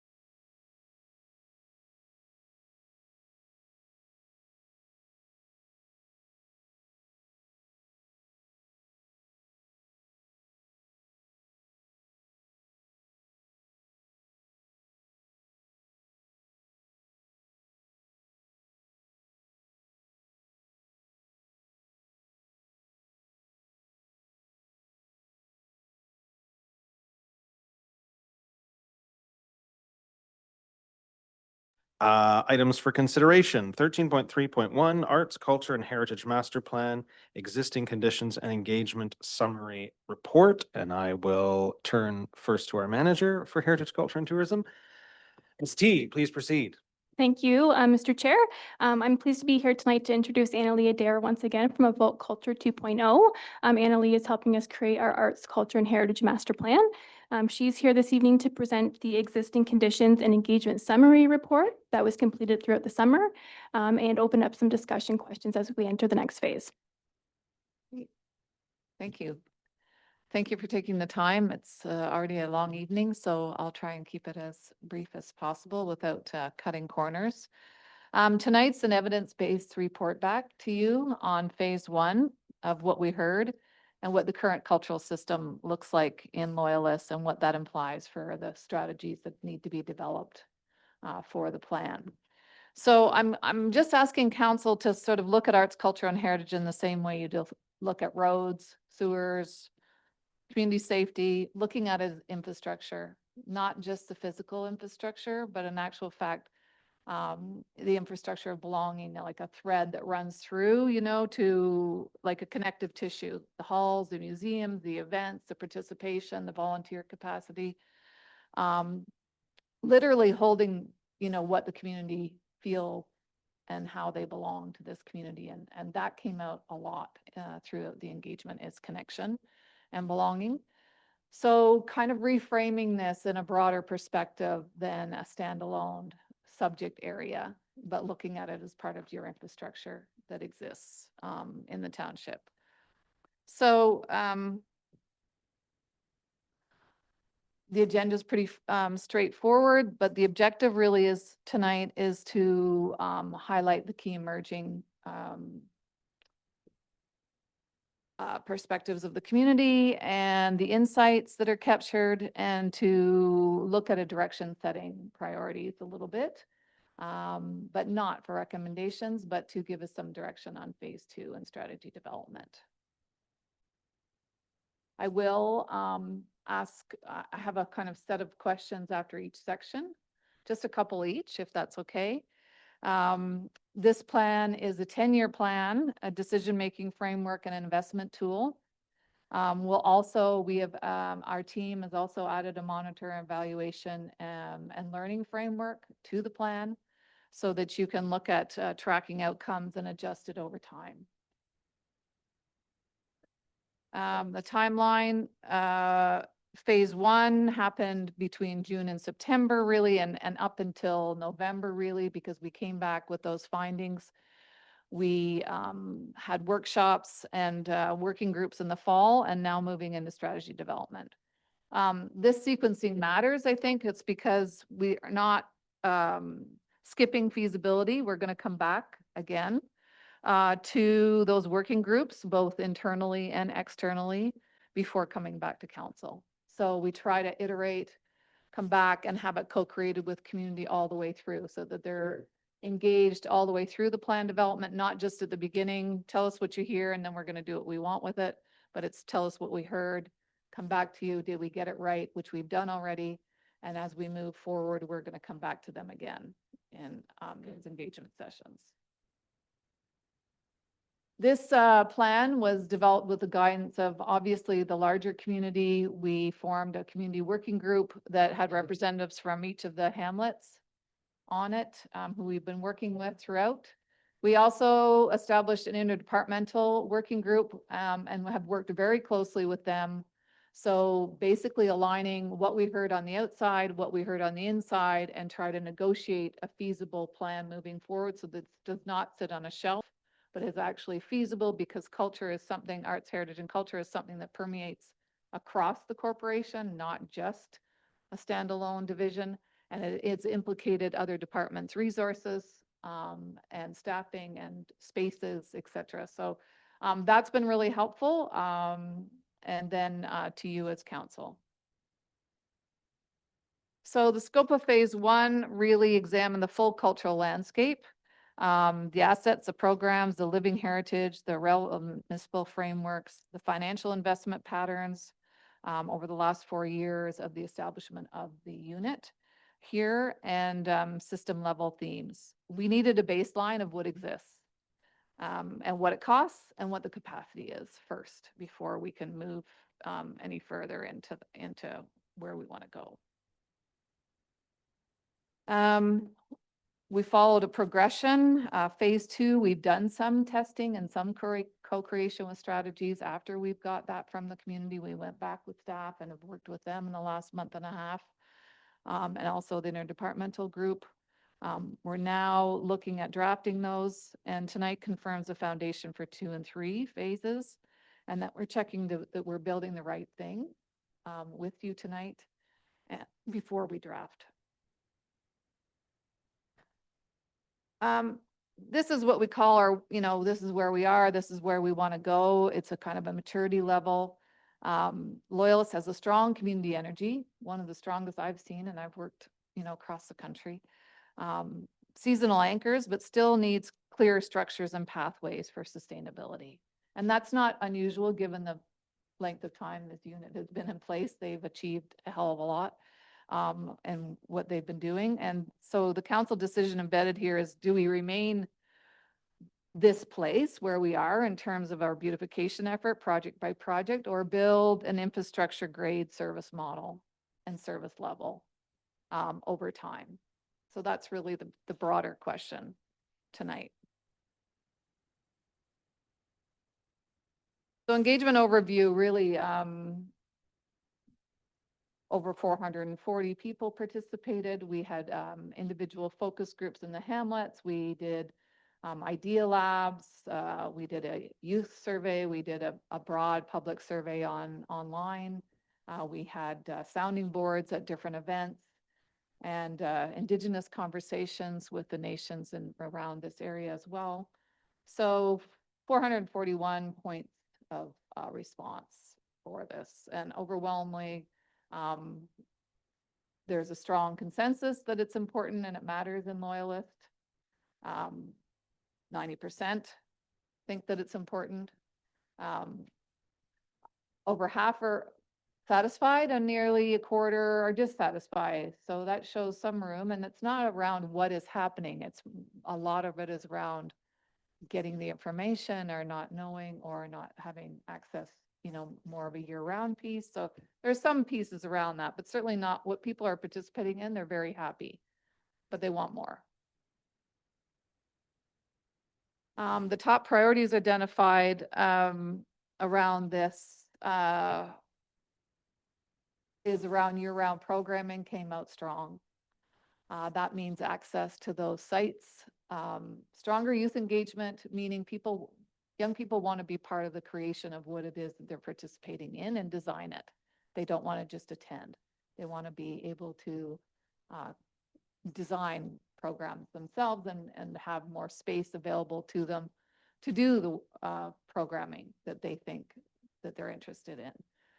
The site activations, how those sites are activated in terms of what are the limitations or capacities of those sites.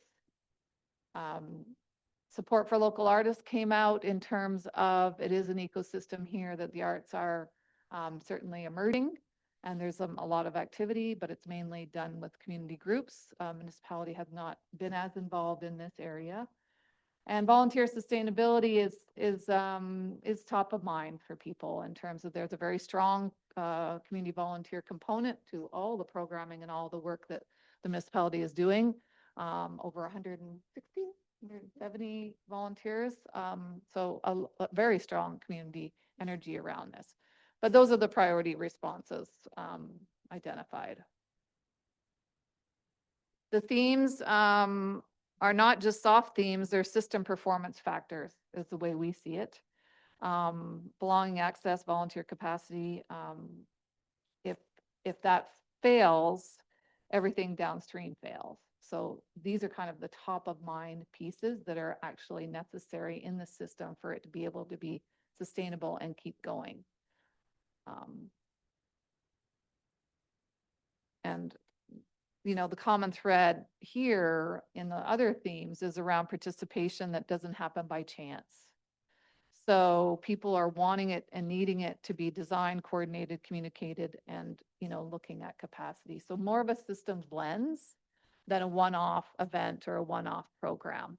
So kind of consolidating this in a more systematic way will be helpful. So just a couple of questions. And yeah, I'm wanting to know if these are reflecting what you've heard throughout the engagement process from the residents, or what you are hearing around priorities and themes. Do these resonate with you in terms of that? Just take a pause and turn to the committee. Councilor Broderick. Thank you for the presentation, and thank you, Deputy, for acknowledging me. I attended a few of these sessions, and I think over the past 3 years, I've been to every cultural site. I've seen a lot of things in action. And what I did when I read the report, I just pulled out some things I thought you're bang on this. So I'll just give you a couple of highlights. I think you worded it maybe in the report somewhere as the intergenerational contact. And I think that's something, when you look at the youth, you were talking about, having them engaged in something that's youth directed. I think those two can play together, and I think it's not a shock to anybody here that often it comes down to space. Where can we do this thing, and so on. The report clearly gives us the idea of, how would we integrate policy with other policies maybe, or how do we integrate this with recreation and so on. The one thing that, and I know you're working on it at the department level, is our archives, what we have and how we can display it, and does it become like a pop-up thing in the rink in the community room once a month or something like that? And again, we sort of looks like we're getting all these plans at once. So, you know, you hope there's a bit of a gap so that all the 10-year plans don't end in the 10th year. There's a bit of a gap there. And also the use of the community fund. And you mentioned some of the other, you know, Canadian Heritage, Ontario Trillium, Ontario Tourism and Cultural Gaming. And the one thing that I thought would, and I was in Sarnia this weekend, and I really noticed the signage in terms of their Indigenous communities, you know, and I think that's something can be done, and you know, cost-wise, I think it would recognize not only the communities, but get people beyond thinking about, you know, who is here, and so on. And the one thing that was missing, and maybe I missed it, but I'd like to see something, maybe a priority, not necessarily a priority in the next 2 years, but recognition of some of our historical cemeteries. You know, Pioneer Park, we have, I think it's the one up by, I know it's near WJ Machinery up on County Road 2, but some of the recognition of that with the story of, you know, whether it's the Rose family at the Pioneer thing or on Amherst Island, the walls there, et cetera. But definitely, I'm hearing, the one thing I hear a lot is, you know, the older and the younger generation, how can they maybe direct or drive their own interests within this? And I do think we need some kind of culture committee in terms of not the township, the community, to bring all the cultural groups together. And you did mention space is always the big driver there. Thank you. Other members? Generally talking priorities and themes. Yep, Mr. Mayor. Thank you. I have a question as well, but I'll answer the questions here. From what I hear in the community when I'm out at a number of the events or just mingling, for the most part, the priorities and themes that you listed are what I do here as well. The events portion is growing. It's growing a lot of traction, and that's evident in some of the attendance that we have at the events, I think. The community really enjoys them. They look forward to them. And the fact that they're open to everyone. And I mean, most of them you look at free. So you get a family of 4 or 5. And even if it's somebody like grandparents like me that take them, it's a great day for everyone from me down to my grandchildren. And so that seems to be a real desire to continue. I have heard comments about year-round, how we do that, where we do that, and how much is it going to cost, because normally it's in the winter, so it's either outdoors and very unpredictable, or there's a significant cost involved. So it's a desire, I guess, offsetting all of the concerns getting there will have to be something that would have to be addressed along the way. So I've kind of touched on both of them, I guess, because move on to the next 2 years. The question I had is, it keeps coming back to volunteers, and there are a significant number of volunteers, and we've been very successful so far, fortunately. And a lot of them really enjoy it and look forward to it. But to build on that for the future, you'd mentioned that the youth really wanted to help be a part of the growth and help direct the growth.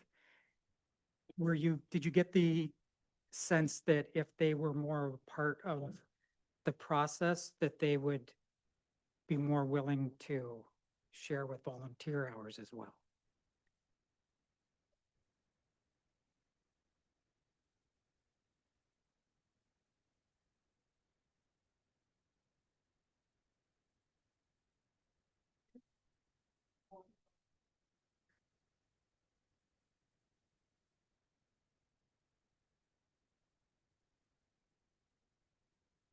And just following up on the second one, I guess, one of the things that I found great this year in the mailbox was the schedule for the year for events.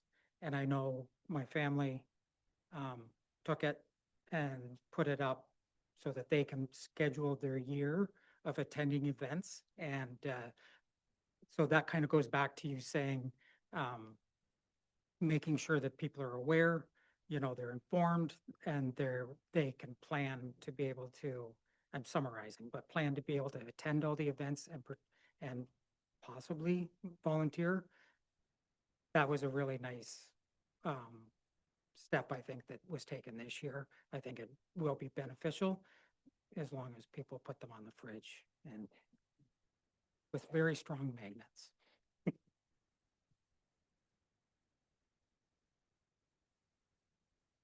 Okay, thank you.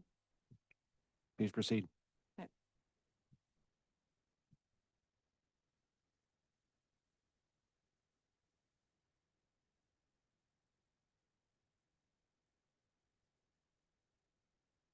All right. So just each section, because we are responsible for delivering a heritage, museum and heritage strategy, event strategy, and so on. So we'll just go through each of them quickly. We have broadened this a little bit to include like intangible and heritage in general. And it's some of that, something you brought up in terms of the cemetery and other sites. I mean, obviously the focus is on the heritage assets that you own. But also the kind of, it got brought up certainly in Indigenous conversations about other land and trails and so on and boundaries. So just looking at that in terms of municipal supported museum and heritage sites, what the involvement is in the operations and governance of each of those. Emphasis on preservation, care, and stewardship, seasonal operation patterns. Certainly people are proud of those heritage assets. There's some challenges, obviously, with those, what we heard. There's a strong attachment. There is a greater desire for more activity within that other than just a collection of stuff, but actually using those as public space. And there are obviously some constraints around some of those, but activation beyond traditional use. Looking at it as a living practice as opposed to a static place that people just visit, a static set of objects. So renewing and connecting heritage assets among all of them, expanding the interpretation to reflect more stories, obviously from the Indigenous or the Black Loyalist perspective, the new communities that are here now, and looking at it as we are still living. It's not something, you know, in terms of the Indigenous, it's not something that we're not past, we're actually still here. So looking at that, improving visibility and aligning stewardship with long-term sustainability. And the whole museum heritage asset piece is a large chunk of this plan. And we are not going to get into it tonight, but we would like to send out a Mentimeter after this for you to answer some kind of option questions and decision-making in terms of where you see this fitting. As well, we have done case studies on each of the sites with adaptive reuse potential, which may be helpful for you to take a look at as well, which is in a sort of a subsequent document. And I'm not sure about that, but we've done a lot of work around this this component of the plan, because obviously it's a large piece and there's large implications for that. So so on that note, just to two questions to kind of prompt a discussion, but you know, maybe not decisions tonight, but certainly getting you thinking about the report and what's in the report, about the visibility and activation, how important that is to you, and the breadth of the heritage properties. How do you view the role of mixed-use development at historic sites, and under what circumstances, if any, might divestment of any one of those or to whatever those sites are, is that appropriate? And we will bring more information in a Mentimeter to you on that, but just wanted to kind of float that tonight to have some feedback and thinking on that if you have any advice. I'll turn to the committee. Councillor Willis. Going to get run out of the township, but and I think I shared this with you when I spoke to you. For a very long time now, heritage has been the only thing we've had. And so I'm pleased to see some other elements of arts and culture coming onto our stage because we have really just pointed at our heritage assets and they tend to be very expensive assets. So, you know, I personally would be very open to hearing about opportunities for mixed use development at the sites, how to maximize the use of them, but also alternate sources of funding for maintaining the infrastructure.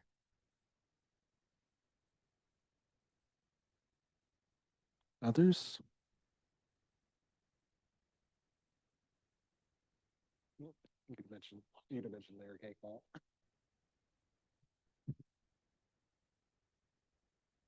I'm not going to reiterate what Councillor Willis said. That I agree. And part of looking at partners or ways of helping fund it, one of those, I think, and I may get spoke to at another level, is the county. The county has a department that does, you know, museums and so I see it that there's the potential there for partnering with them so that we can work with them to be able to have our built heritage, not only help preserve it, but also to help promote it and make it more viable as well. So there's all kinds of partnerships that we might be able to make. And I just wanted to bring that up, that's one that with the deputy and I sitting on county council, that is a possibility. The discussion should at least be had. And I think too, under, you know, I can't name specifically under what circumstances might divestment be appropriate, but I would just name out loud that, you know, we would never want to be in a position where we've gone around the merry-go-round again of having divested the properties to an entity that can't maintain them. And then the township ends up taking them back on and fixing them back up. And, you know, I mean, on whatever those circumstances would be, we would have to be confident in the long-term viability of whatever that happened to be. I mean, I think we all know that, but it's worth naming.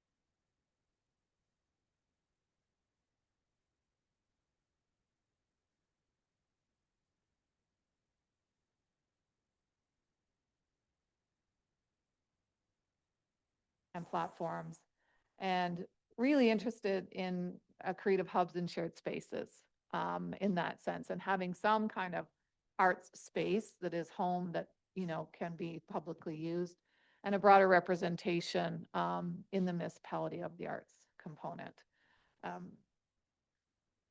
So it's emerging, and people just want artists, from what we saw and heard throughout all the focus groups, certainly the Idea Labs, and even, you know, in the surveys, they want an opportunity to become a bigger part of the conversation around arts, culture, and heritage in the township. talked about arts councils, et cetera. So in what ways could the township better support arts within Loyalist, and where might a structure help without limiting that creativity or autonomy? Like, what's the best structure for that to possibly happen? Councillor Broderick. Yeah, if I can draw a comparison to the food group, and I can't come up with the name of the group, but that meets here, and the township has sort of served as a spot where all the Lions Club, Lionheart, all these different foods that are serving the community get together and they talk about, you know, we're doing this, well, maybe we should be doing this, and maybe we could serve as the vehicle to bring all these groups together to, you know, throw that out there, you know, do people want to do like, and I always go back to the community room at the rink, you know, assign time that they can maybe do workshops or have like a little craft table or whatever. Unless we get a central spot that becomes sort of our culture or arts site, it's difficult to Yeah. bring them together. And again, communicating, and I know when I went to the one session of the Giddy Goat there, it was a community I wasn't familiar with. And I learned a lot that day about, you know, what their needs are and so on. So I think that could be the township role, you know, to bring the groups together and see what kind of ideas they have. And I know you've talked to different groups, et cetera. And again, like in the arts, the music, and, you know, you don't want to set, I don't want to say parameters, but, you know, you don't want to stifle creativity is the bottom line there, but it's bringing them together, et cetera. Okay. Thank you. Yep, Councillor Willis. I think too, it's looking at other communities and what they've done, and space is always the issue, but you know, yeah, central space is always nice, but there are also a lot of spaces across our township, and perhaps it's just facilitating getting people together. We have a lot of empty churches and artists looking for space to put on performances and music and displays and things like that. So creating some place or some facility where we're bringing those people together. Okay. Thank you. Others? Yep, Mr. Mayor. Okay. Yeah. Do I remember the question? I'm not gonna pretend to know a whole lot about this topic. I'm not music with myself or any artsy talent at all. But the one thing, I guess, if we're looking at building for the future, Councillor Willis sort of touched on it. I attend a lot of events throughout the township, and to bring everybody into a hub would actually be detrimental to some of them. Whether you go to, like Amherst Island has the pavilion now, the Agricultural Society. We have facilities here in Odessa. There's Wilton, Amherst, like Bath. Most of them have them, and even the smaller hamlets have parks and things that could be held in. So I liked Councillor Broderick's idea of maybe working with the current system, at least to start, to help make sure that they grow and are sustainable, but even in their own communities for now. And the hub would be more a long-term thing, because when I picture a hub, I picture the huge facilities for the big orchestras and everything like that. That's out of our range. So to do something in between, I'm not even sure what that might be. But right now, with the way it is with the local communities, a lot of times it's local artists, and they will bring in other artists as well. And it seems to be working very well. It might be just that they need a support system from the township to make sure they succeed. Thank you. Yeah, there was discussion around sort of an arts council or some kind of, you know, structure around that, but thanks very much. Okay. Events, as you mentioned, a big thing in Loyalist, certainly, and more and more events and more participants in the events. And what we heard really was just that in terms of, you know, how it creates belonging. The expectations are very high for events, and the capacity and coordination are recurring challenges. We also covered this internally as well with the interdepartmental working group to see, you know, internally how this could be better structured and aligned so that it wasn't, I mean, they work right now. It's the events, the whole system works on goodwill, and there's a lot of goodwill. But take someone out of that equation, or have something happen, or resources get stretched, or regression happens, and it's not systematic enough to be able to hold that right now in the future 10 years without some kind of capacity issues. So some structural pieces have to be put in place, and this is what I was saying by the interdepartmental working group, and going over that so that, you know, we really have a coordination structure and promotion scheduling that makes sense across the corporation, and that the responsibility is not held on 3 people, that it's actually a corporate wide responsibility. Something like Canada Day is like, it's a corporate event.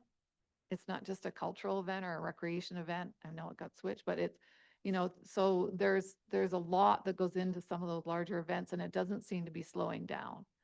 So somehow looking at that. They act as the primary access point for participation in culture, arts, and heritage, especially for a decentralized township. So I mean, I think it's bang on. I think, you know, what you're saying before, certainly the public is saying the same thing.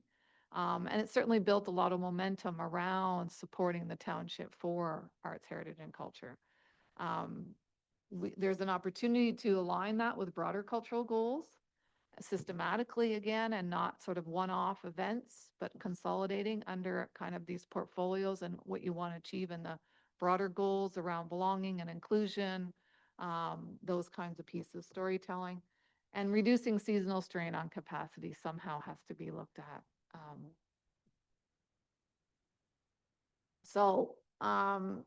On that note, I'd just like to ask in terms of, you know, what role do you see them continuing to play in the township under this new plan? If you've had a chance to read the report and the drivers and the kind of the strategic priorities, how do we align that with, and what year-round activity might be supported in that sense? Because right now, as you say, the schedule of events is out.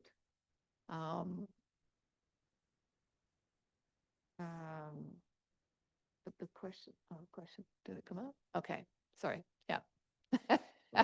I'm ahead of it. So I'll turn to the committee. Yeah. Tough one, because you've got, Yep, Councillor Willis. Through the can't chair. do everything, right? You can't do everything, although, you know, the events that I've been able to attend since I've been a counselor have been fantastic. And it really is a time when we get a chance to change how the township interacts with our citizens. So I think they are very important. But yeah, 3 people running all of those events on their own, that's an awful lot. So I think we do need to look at that model and decide either how we're going to invest to have the right infrastructure in place with Yeah. people, but also how we can activate volunteers so that they take a bigger role in it. Okay, thank you. Yep, Councillor Broderick. You know, I guess the one thing I would say is the hard part about the year-round activity is unreliability of winter. You know, I could give you an example. Maybe, you know, when I was in the teaching world, we used to go to a camp in the winter and we'd learn how to do igloos and stuff, survival and stuff like that. That's not something you can bank on anymore. You know, bring an indigenous group or a few indigenous people who maybe do the survival thing and, you know, learn from that type of thing And even something simple as, I track rabbit dung. But, you know, in a serious, you can get, you know, patterns of wildlife and stuff like that. And then, you know, it's foxes. There's all these things that are in our community more and more, that, you know, were north, before it. And, you know, those are the little things, and it's how do you, again, communicate, get the people that can do it, and so on. But, I don't think there's a problem, you know, between April and maybe 1st of November, but then it's the winter. How do you account for all those things and not take it indoors? You know, because that's where you want it, I think, anyway. Yeah, I think people are thinking indoors and the activation of those heritage sites as a potential for that, because people are, the one thing we learned through the engagement with the residents, especially residents who are newer to the township, is they are looking for opportunities to connect with their neighbors, and especially in the winter. And not just attend events, but actually participate and get to know each other in that type of thing, so. You go first, Lindsay. Yes, if I may add in, Mr. Chair, just to help with council's conversation, one of the elements that we're looking at is the criteria for success. And success is not always necessarily attendance numbers. So if we're looking at capacity restrictions within our historic sites, that's still a successful outcome if we can have a sold out show or a sold out capacity within one of our museums or heritage properties. So on that theme, because that's, you know, in terms of that first question, I've thought about it in terms of metrics of success, you know, what would we consider, you know, in terms of the, you know, the role that events play. And in my experience on council and attending events, what I like about some of the larger events, and I recognize it's not always about attendance numbers, even though those are impressive and they encourage people, right? Like I think of, you know, Trunk or Treat, like I just can't believe the amount of people we funnel through there, right? At the fairgrounds. But I think what I like about them is when they draw larger crowds, like Trunk or Treat, like Light Up the Season, like the Santa Claus Parade in Amherstview, like Bath Canada Day, they really do draw people from the entire township. So you've got people across all of our communities that are socializing in one area of the township. And I think that's a really important role for events within our township, because we are a community of communities, that those events really do bring people together. Yeah. Okay, thank you. Yep, go ahead, Councilor Broderick. The one thing I would add to that, and I'm very aware of this, events like you speak of in terms of numerical participation, we're seeing the diversity of loyalists that we never, like when I was a kid, you never saw the diversity, and people are wanting to meet their neighbors, like you say, but they're trying to learn the Canadian culture or the Canadian experience in a sense. And I think the more events that we do, whether they're small or large, that will bring people out that, you know, you know, Lindsay, I always go back to the Ernestown train station, right? And events about the history of our township and so on. And I think people will come out to those because there are people that are interested in trains and some of the events that happened at the Bath Museum this past year. And it brings out people that I don't see on a normal basis in my daily life. I think people are interested in sharing their culture too. That came up in terms of right now, there's not much opportunity to share their culture and their art form or whatever that may be for other township residents to see. So I'll go on. Volunteers, as you say, a very big part of the success of events and success of programming and success of, you know, even managing and helping with the spaces and the assets. It's a high reliance right now, for sure. And they also, I mean, the in-kind contribution that they make is, you know, a percentage of the overall revenue that, you know, helps to drive this kind of activity on a limited capacity that you have in terms of staffing. So, yeah, there is concern from the volunteers around succession and around their fatigue, and age, obviously, right, is a big one. And there's, you know, we know this province-wide, Canada-wide, volunteering is in a crisis. And so you're doing extremely well in terms of that. But it's fueled by the people with care and trust.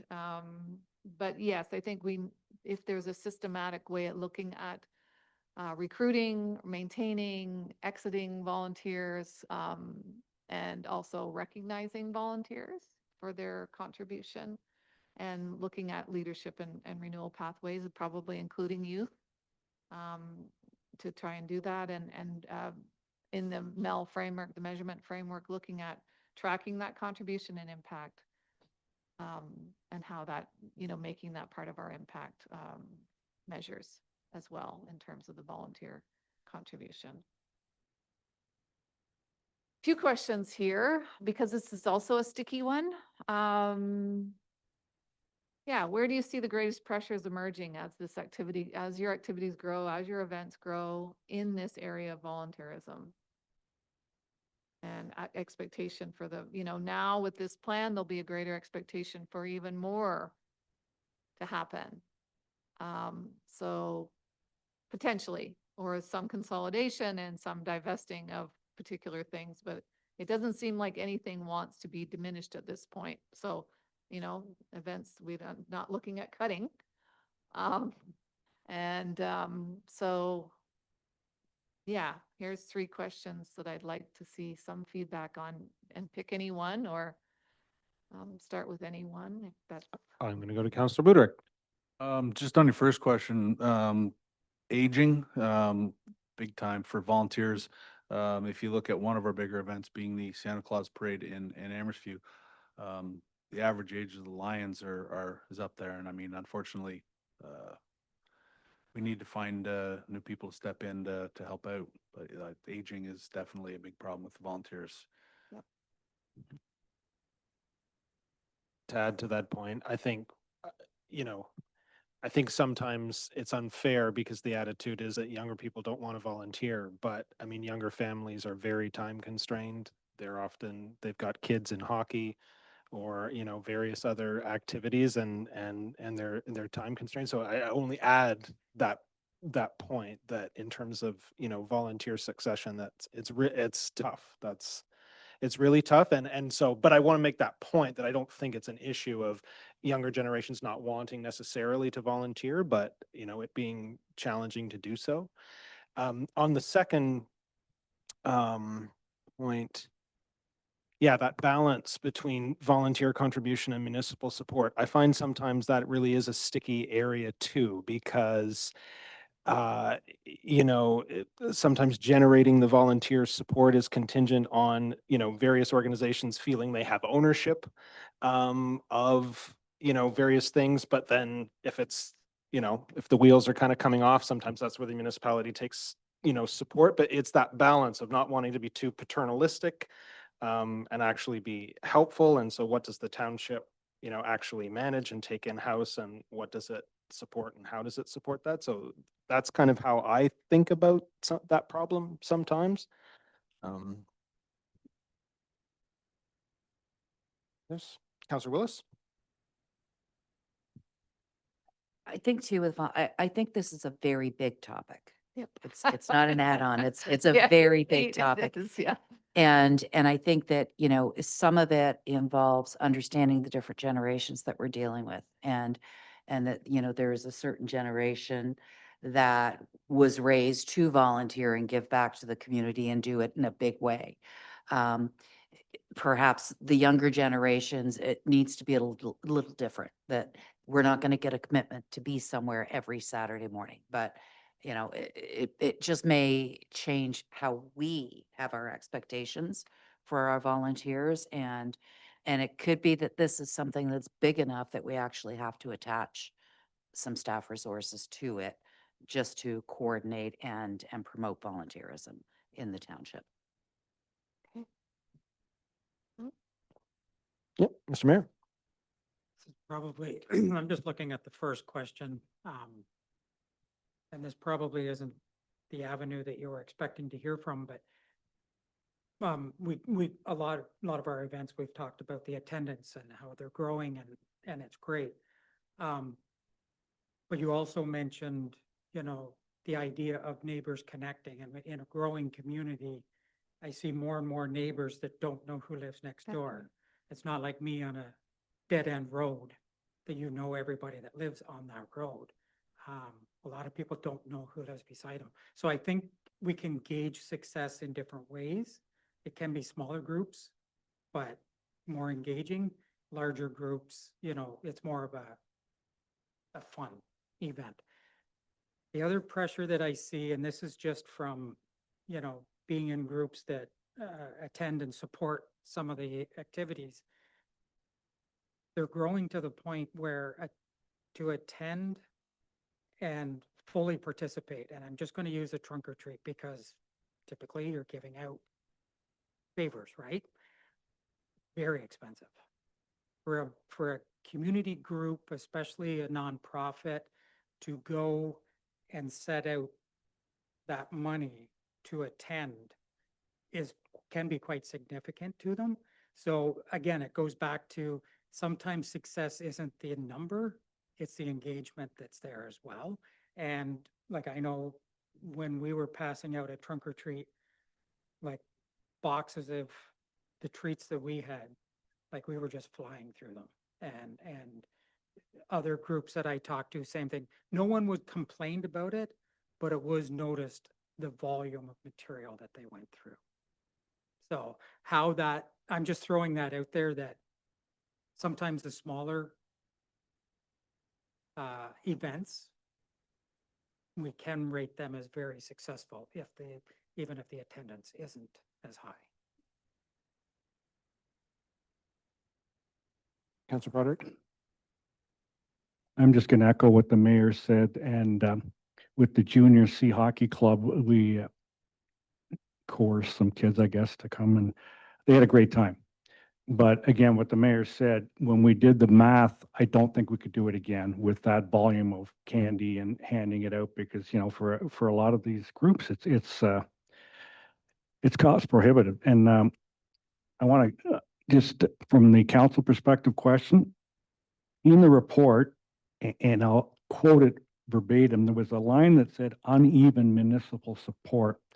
And I interpreted that as, if the budget's there, you get it. And if you know what I mean? Like, that seems to be the thing, the pressure. Everybody loves the events, but we want more. But, you know, there's only so much money in the pot. And does that take something out maybe somewhere else? I don't know.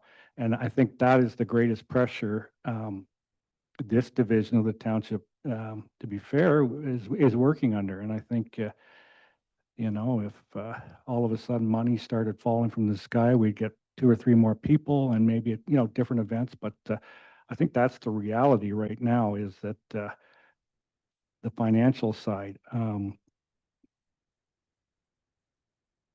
you know, that those are decisions. Nobody likes to hear the word cut, but, you know, I think we all hear different people. Oh, what about doing this? Well, what would you replace in place of that? So I think the things that are going on right now are great. Like, you know, I would rather, in the sense of pressure points or whatever, I would rather spend a few years doing what is sort of on the plate right now, getting it done well, maybe putting money aside to grow in a few years. But I do think that's going to be the greatest pressure, volunteers, but also financial grant money. And I'm sure you apply for grants all the time and stuff like that. So that I think that's a pressure point, at least from my viewpoint. Thank you. Carry on. Okay, speaking of which, investment and resourcing and the current conditions around that. Your per capita average is about $27 a resident per year for that. And your revenue recovery is between 5 and 10%. That's in dollars. Don't know how much staff time it takes in order to get that money, which, you know, is another consideration in terms of the time it takes to write the grants and so on. I mean, it happens in nonprofits all the time, right? Are we actually, you know, spending more resources applying for the 5 to 10% than we could be doing something else? So significant in-kind contribution, we talked about that. The yeah, the cultural system, I mean, we're looking at 10 years, right? You know, that volunteer piece, it won't become less challenging in the next 10 years. It's going to become more challenging in the next 10 years. The resources are not going to become less challenging in the next 5 years. They're going to become more challenging in the next 5 years from what we're seeing across the board. But the opportunity to diversifying the funding sources, obviously, we looked internally at consolidating and coordinating across departments to make this, you know, the capacity issue better.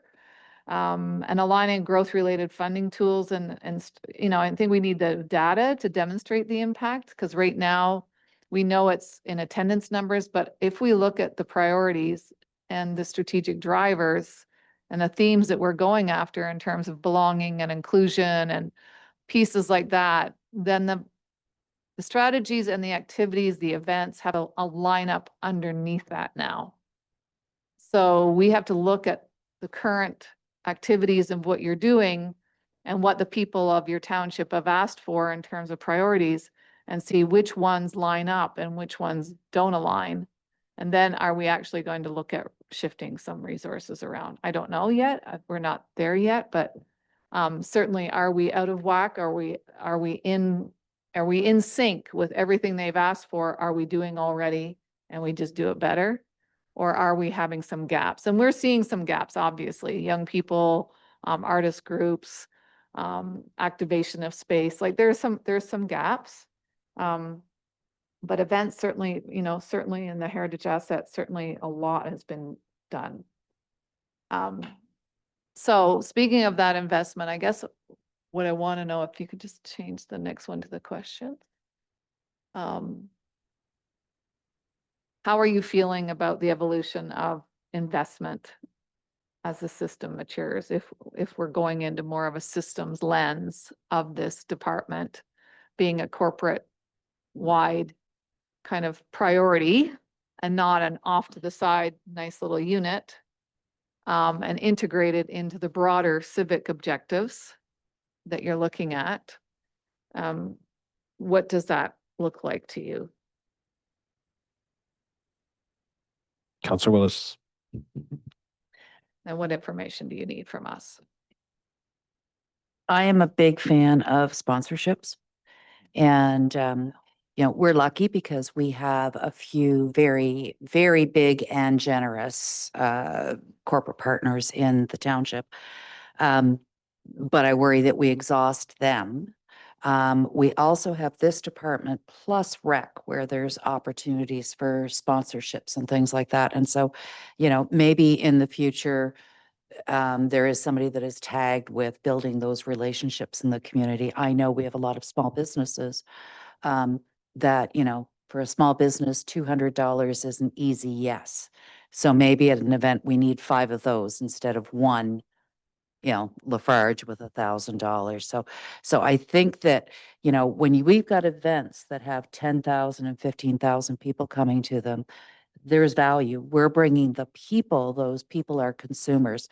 So whether it's what we charge for a table at Bath Canada Day or Merry Little Main Street or what have you, I think we should never underestimate the value of what we're bringing to small businesses and the artisans and things like that. If we build it and they come, we should be able to get some funding to pay for it from the people that are participating.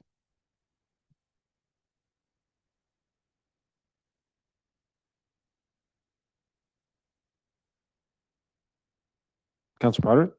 Just again, on that, one comment you did made that caught me, you know, you don't build trust by scheduling, you build it by showing up. So how does this township show up to all these events? And, you know, obviously some of the bigger ones are pretty easy, right? It's the, maybe it's the market at the arena on Saturday and stuff like that. But it certainly is, you know, in a perfect world, you'd have a 10-year agreement with company X to sponsor whatever, right? You know, and we have that, I think, with the arena, but we're talking about your department and how to each department, you know, it's like minor hockey, minor baseball, minor soccer, you're all fighting a small pot of people, and we have the industrial base isn't as big as it might have been, or we hope it to be, so.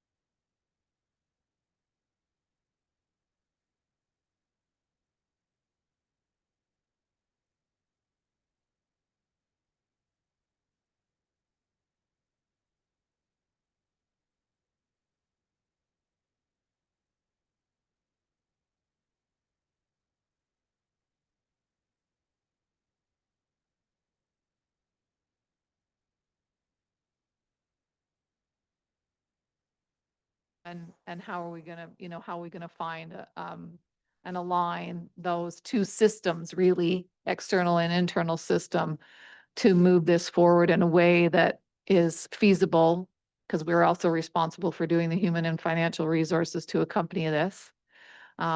So I guess I'm asking permission to go a little bit deeper through a Mentimeter exercise with you, to ask some of those more pointed questions around your heritage assets, your event, role and capacity, and investment questions. So thank you. Thank you. Any questions? I'll turn to the committee for any other questions. Okay. Very well, thank you. Thank you. Council, we do have a recommendation in the report. And I get a mover for that recommendation. Councillor Willis. I move that the report from the Heritage, Culture and Tourism Division dated Tuesday, January 13th, 2026, Arts, Culture and Heritage Master Plan, Existing Conditions and Engagement Summary Report be received, and that staff be directed to incorporate any comments provided at this Committee of the Whole meeting into the development of the Arts, Culture and Heritage Master Plan. So moved, seconded by Councillor Parks. Comments from the mover? Seconder? Yep. Just I'm waiting. thanks. Just thanks to staff and EVOTE for getting this moving forward, and we look forward to seeing the next stages.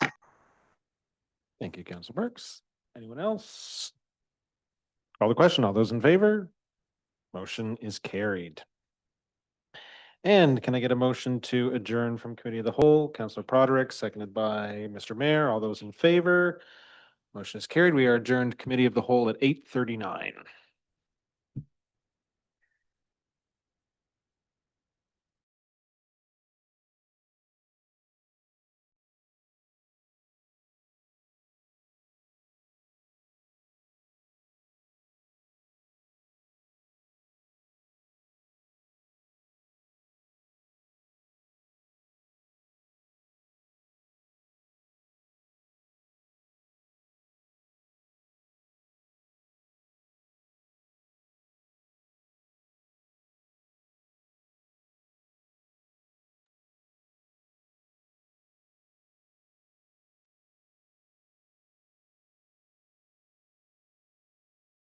Okay, so we're back in the council meeting. So the next item up, are there any notices of motion to be presented this evening? None? Are there any direct motions to be presented this evening? Being none, we have the consent agenda. Any item can be extracted. Are there any items that council wishes to extract this evening? Being none, we can have the recommendation cover all of them. Deputy Mayor Townend. Yeah, I move that all items in the consent agenda dated January 13th, 2026 be approved as presented and that the necessary action be taken. So moved. Seconded by Councillor Broderick. Any comments from the mover, the seconder, other members? Call the question. All in favor? Motion is passed. Announcements. Are there any announcements this evening from council? Councillor Broderick. Just writing up a couple of quick ones here. I want to congratulate Loyalist Township Minor Hockey. They ran a 3-day or 4-day, I don't even know, minor hockey tournament over the holiday weekend there, and lots of good comments about the arena. And thanks to staff for tidying up some of my little idiosyncrasies. And also, you know, I was there for the January 4th event, so was Councilor Budrick, the mayor. I don't know if I missed anybody, but it was a great event. And, you know, it just shows you, again, the value of community. And there was lots of people, lots of new faces, different faces and so on. But it was a great event for the day. You? Any other announcements this evening? Okay, confirmatory bylaw. Do I have a mover on the confirmatory bylaw? Councillor Broderick. I would move that bylaw 2026-3 to confirm the proceedings of Council of Loyalist Township be enacted and passed, and that the mayor and clerk be authorized to sign and seal. So moved. Seconded by Councillor Willis. All in favor? Motion has passed. And do we have a motion to adjourn? Councillor Budrick, seconded by Deputy Mayor Townend. All in favor? Motion is passed. We are adjourned at 8:42.